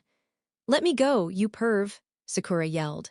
Say sorry and maybe I will, Shuraisen teased with a chuckle. Unless you're enjoying this. Does Hinata know you're like this? Sakura snapped. That made him pause. Hinata, her team just got back. He released Sakura abruptly. I'll deal with you later. And with that, he blurred out of sight, leaving Sakura standing there, fuming. Who does he think he is? Obviously, he thinks we're some pushover who'll let him do whatever he wants with our perfect body. Inner Sakura screamed. I'm saving myself for Sasuke, Sakura snapped, her voice echoing through the air. There's no way I'd let some masked lunatic in red steal that from me. I wish Sasuke actually paid attention to us the way Shuraisen does with Hinata, Inner Sakura shouted. I've got needs too, damn it. Sakura's cheeks burned. Wait, do we actually want him to do those things? Yes, Sasuke will be the one to make us a woman, Inner Sakura answered with conviction. Sakura hugged her arms, recalling how tightly Shuraisen had grabbed her, his palms smacking against her backside. A deeper blush spread across her face. I didn't like that at all. Sure you didn't. Inner Sakura teased with a mischievous grin, but you know I did. How can you say that? He's a total pervert. He'll probably try something worse sooner or later, Sakura protested. Depending on what you call worse, Inner Sakura muttered slyly. That guy probably knows more about a woman's body than Sasuke ever will. You can't just say things like that. Sakura shot back, scandalized. At least he actually notices us, inner Sakura replied bluntly. And to him, we're not invisible. Meanwhile, Shuraisen strolled through Konoha until he stopped at Kurenai Yuhai's residence, where Hinata happened to be staying. He rapped his knuckles against the door. Kurenai answered, her crimson eyes calm but watchful. Yes. Can I help you? Yeah, Shuraisen said casually. I was wondering if Hinata's around. She's in the middle of training right now, Kurenai replied. Then maybe I'll train with her, Shuraisen suggested, tilting his head with a grin. Kurenai raised an eyebrow, half smiling. Perhaps you could. You know, Shuraisen added smoothly, that smile of yours could launch 1,000 ships.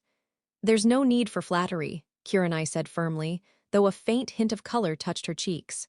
I know you're here for Hinata. She stepped aside and guided him in. Hinata, someone's here to see you.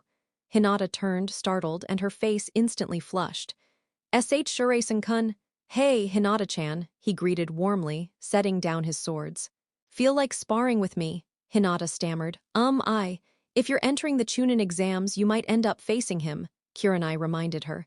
You'll have to push past this hesitation. Don't worry, sensei, Shuraisen purred, putting extra weight on the word. The teasing tone made Kurenai narrow her eyes.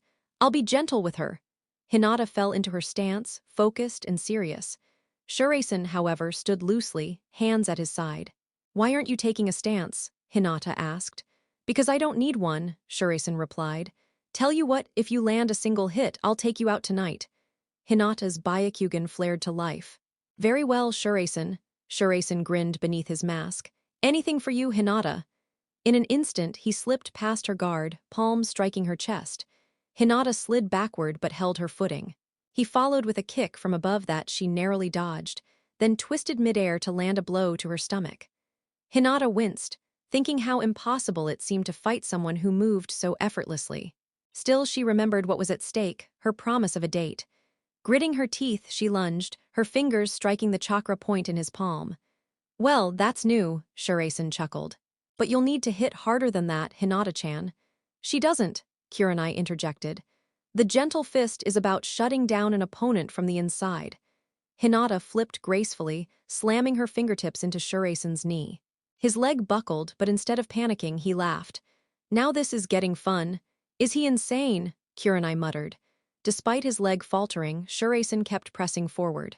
Hinata managed to strike his arms as well, forcing chakra from his limbs. Not bad, Shuraisen admitted with a smirk. Hinata's blush betrayed her fluster, giving him just enough time to sweep her legs and pin her to the floor. Eep, Hinata squeaked. And not here, Kurenai-sensei is watching. Shuraisen leaned close, voice low and playful. Relax, Hinata, it's just sparring unless you'd prefer something more. With a grin, he released her and offered a hand. So, dinner tonight? Hinata hesitated before nodding shyly. Anywhere you want. They left together, Kurenai warning, don't humiliate her in public with your antics. No promises, Shuraisen quipped. Walking beside Hinata, Shuraisen hid a smile beneath his mask. A girl he liked at his side, his reputation rising in the village life felt good. Until his thoughts darkened. Haku didn't deserve that end. Hinata noticed the sudden tension and squeezed his arm gently. Are you okay, Shuraisen-kun? Yeah, Hinata-chan, he said softly. She tilted her head. We passed Ikaraku. Isn't that where you wanted to take me?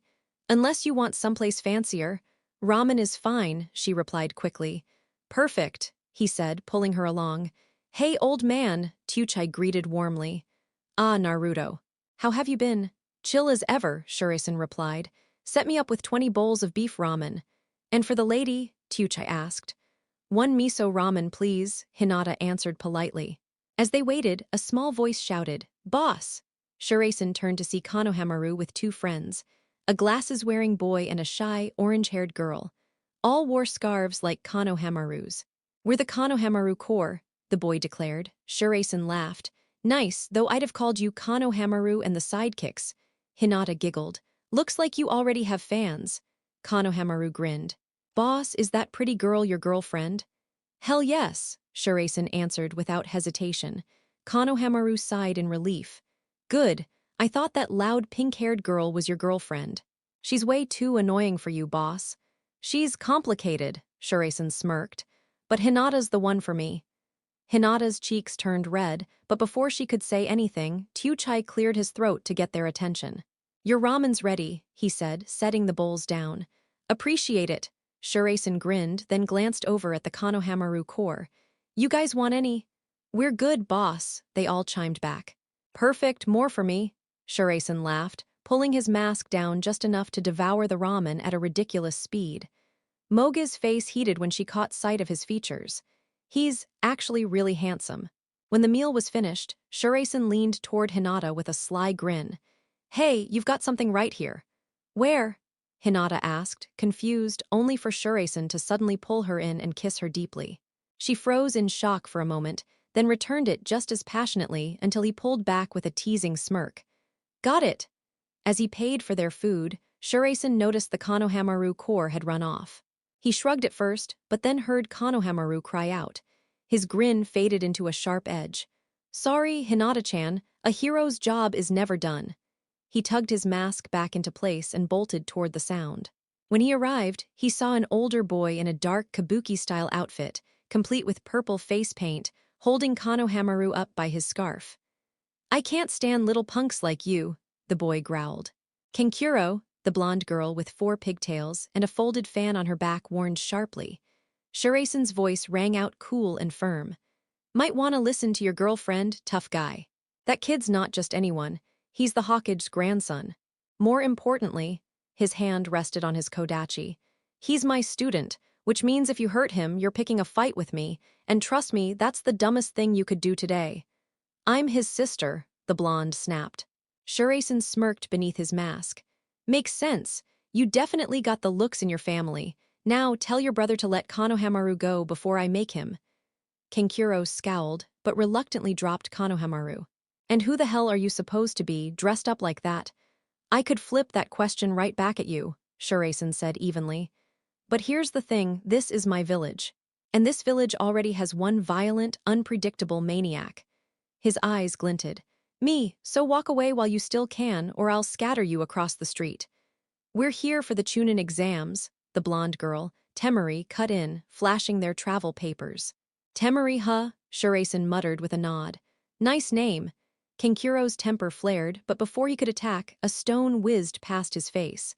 Careful, Sasuke Uchiha warned from a branch above. He might be insane, but he's my teammate, and I need him alive for now. Temari smirked at Sasuke. You'd be cuter without that pink hair. I like my men with more of an edge. Blame the idiot in red for that, Sasuke shot back flatly. He crossed me, Shuraisen said casually. And that's what I do to my own teammate. You really want to see what I do to someone I don't care about? Kenkuro, a chilling voice cut through the air. From the same tree Sasuke was on, a red-haired boy with a gourd on his back and the kanji for love etched into his forehead stared down. You're an embarrassment, leave them. But Gaara, leave them. Or I'll kill you myself. Kenkuro went silent, releasing his grip on his temper. Gaara dropped to the ground, his presence cold and menacing as he faced Shuraisen.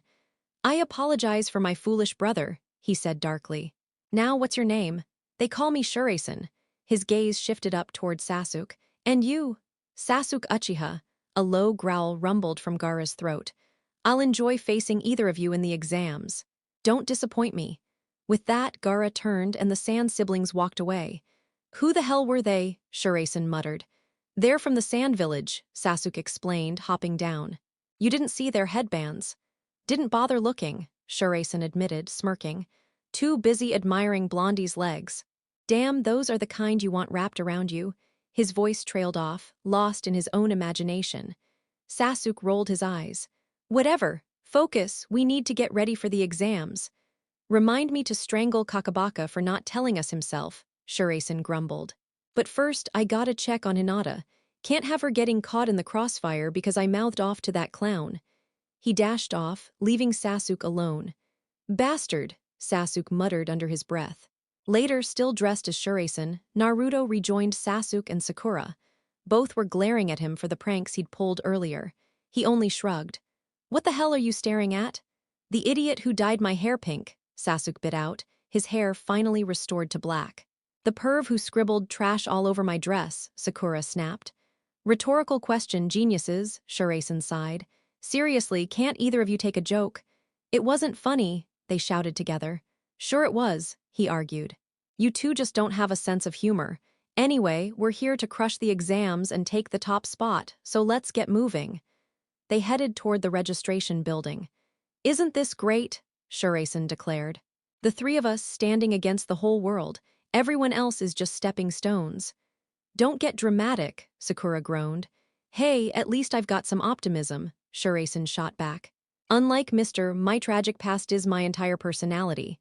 No offense, but I don't get why you're so obsessed with him. Sasuke swung a punch, but Shuraisen caught it easily and twisted his wrist. Touchy, truth hurts. You're not the only orphan, bastard. I don't even know who my real parents were, or if I even have siblings. But you don't see me moping around. Nah, I'd rather use my time to kick ass. He shoved Sasuke back roughly, making him stumble. Now quit dragging your feet, I'm slowing down for you. Sasuke rubbed his wrist, unsettled. Sakura frowned. You all right? Yeah, Sasuke muttered, but his mind replayed Shuraisen's words. The guy was impossible to figure out. Half the time a reckless clown, but when provoked, he unleashed a fury darker than anything Sasuke had seen, even during the Land of Waves mission. It gnawed at him, a puzzle he couldn't solve.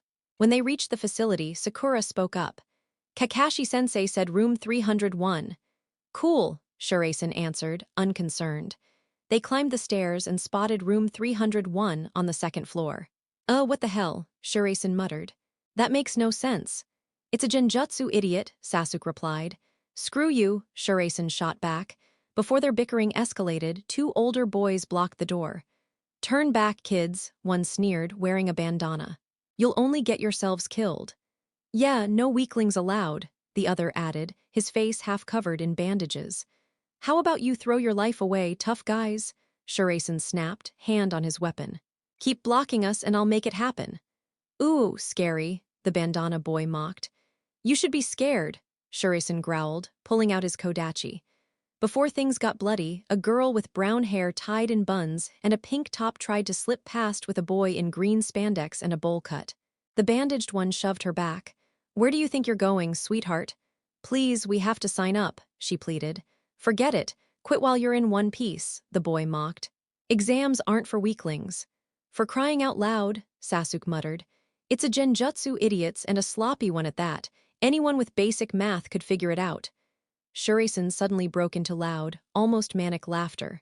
That's the whole point, man. Why else would they pick the second floor for this kind of nonsense? He wiped at his eyes as he caught his breath. Anyway, you guys were entertaining, but I've got better things to do. Chunin exams coming up, asses to kick, names to take, gum to chew, you get it. Later.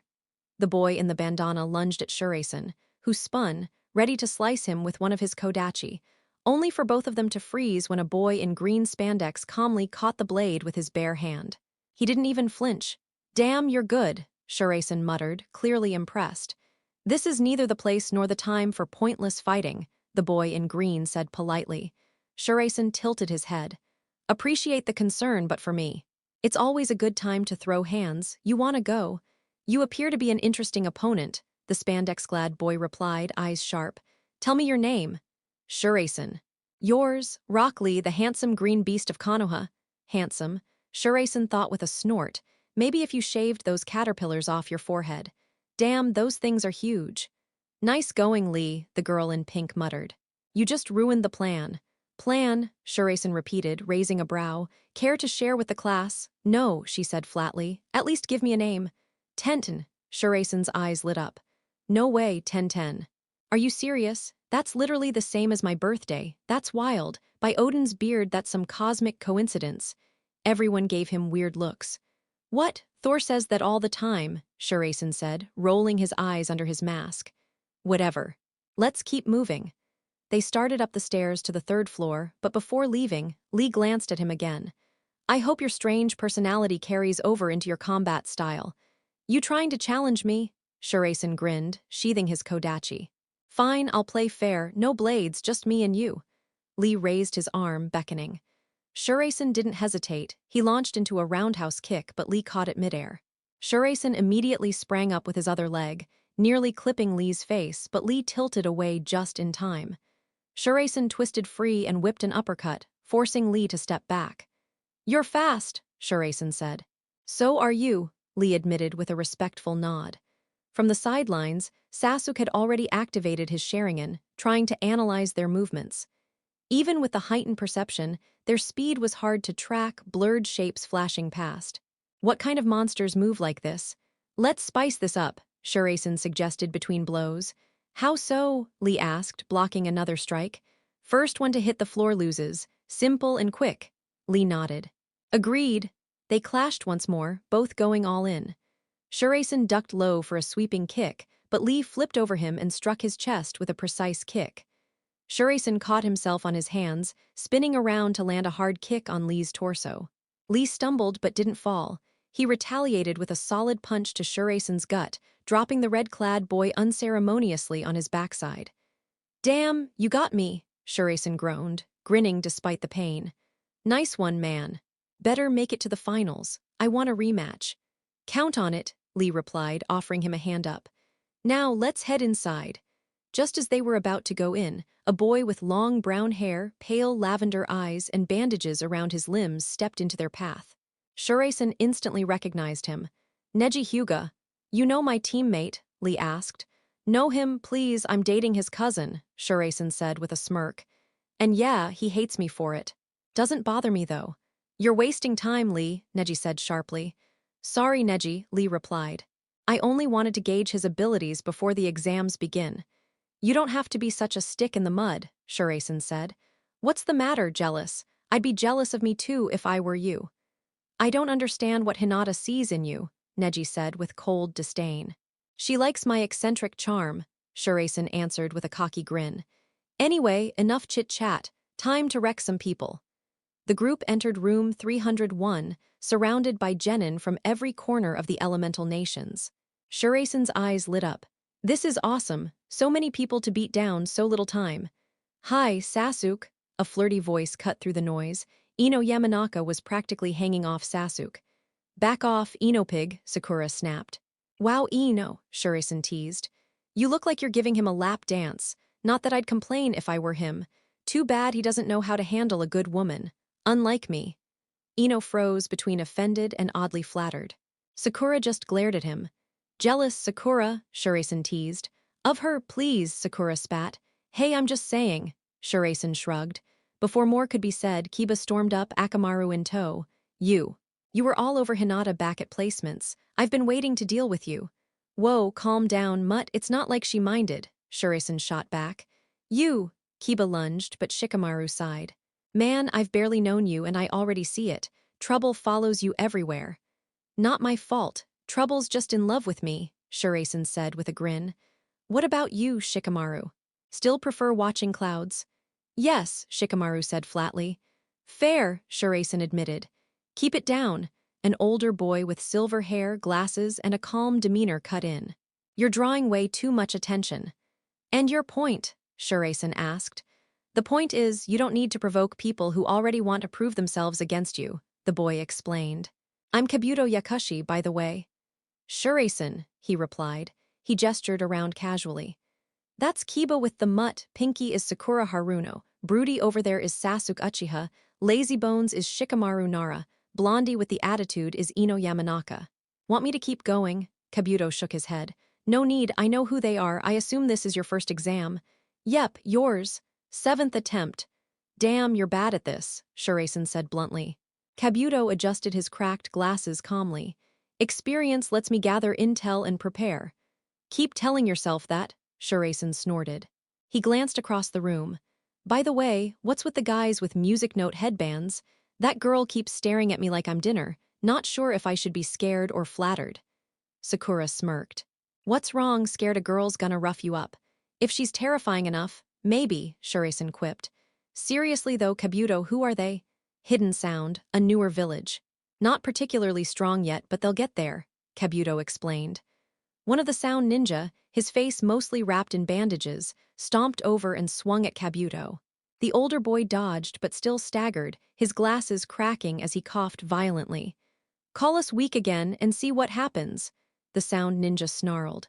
Throwing a tantrum because your village got insulted, Shuraisen taunted, drawing his blades. Come on then, try me. You asking for it? The The sound Jenin growled, mechanical-looking arm raised. Maybe I am. What are you gonna do about it? Shiraisen smirked. This idiot's gonna get us all killed, Shikamaru muttered. Before things could escalate, a thunderous voice cut through the room. Cut it out before I throw you out myself.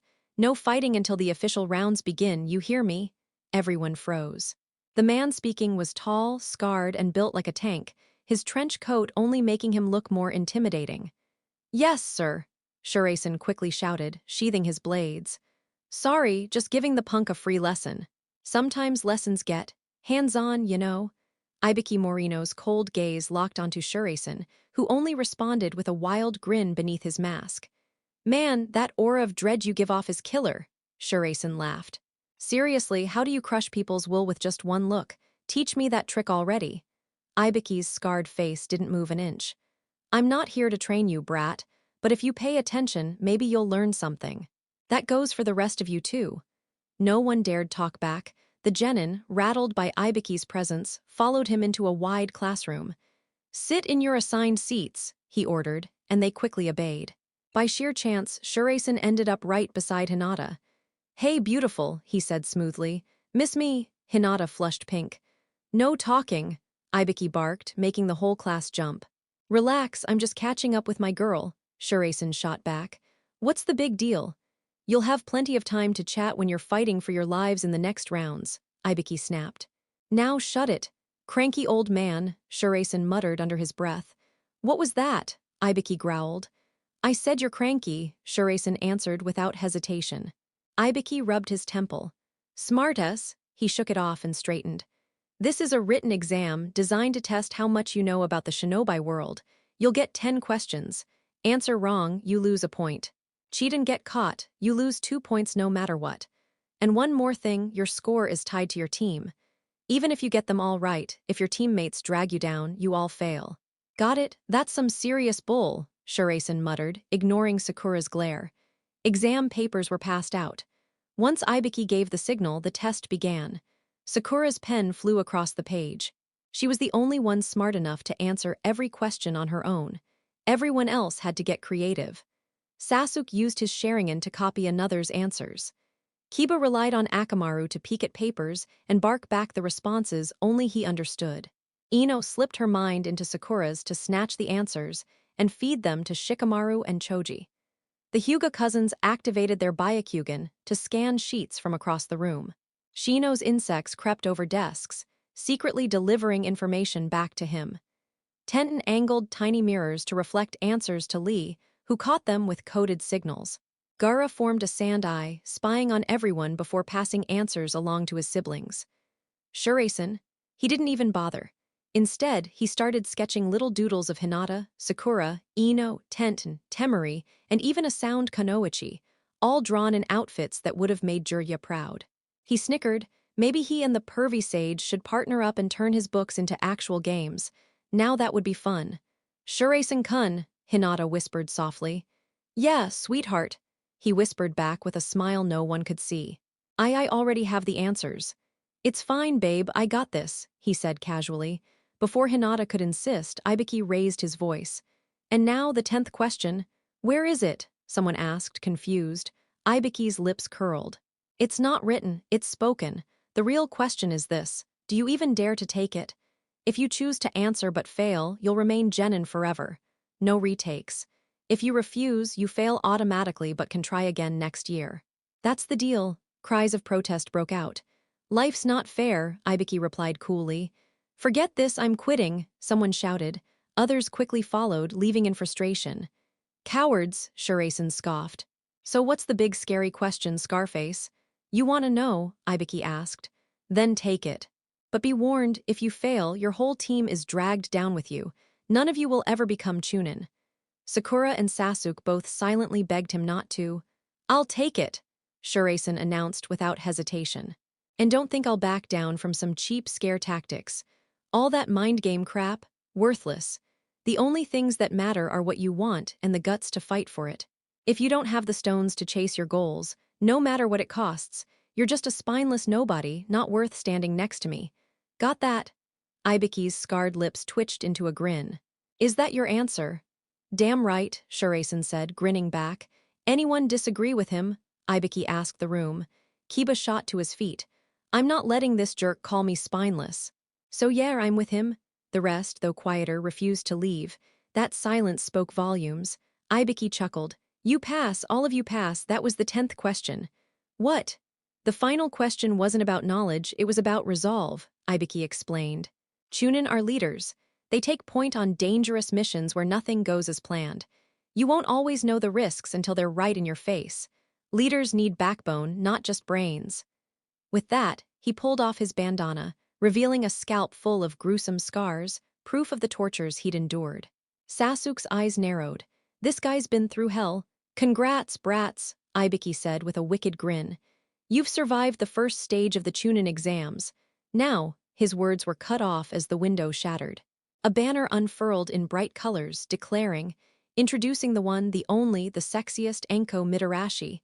Now that's a woman after my own style, Shuraisen muttered. Is this everyone? Enko asked smugly. Looks like you've gone soft, Ibiki. They're just a solid bunch this year, Ibiki replied. Especially thanks to Mr. Step Over Corpses over there. He nodded toward Shuraisen, who waved cheerfully. Deadpool's brat, huh, Enko murmured with a sly smirk. Hinata, sitting beside Shuraisen, wasn't sure if she should be worried or jealous at the older woman's interest.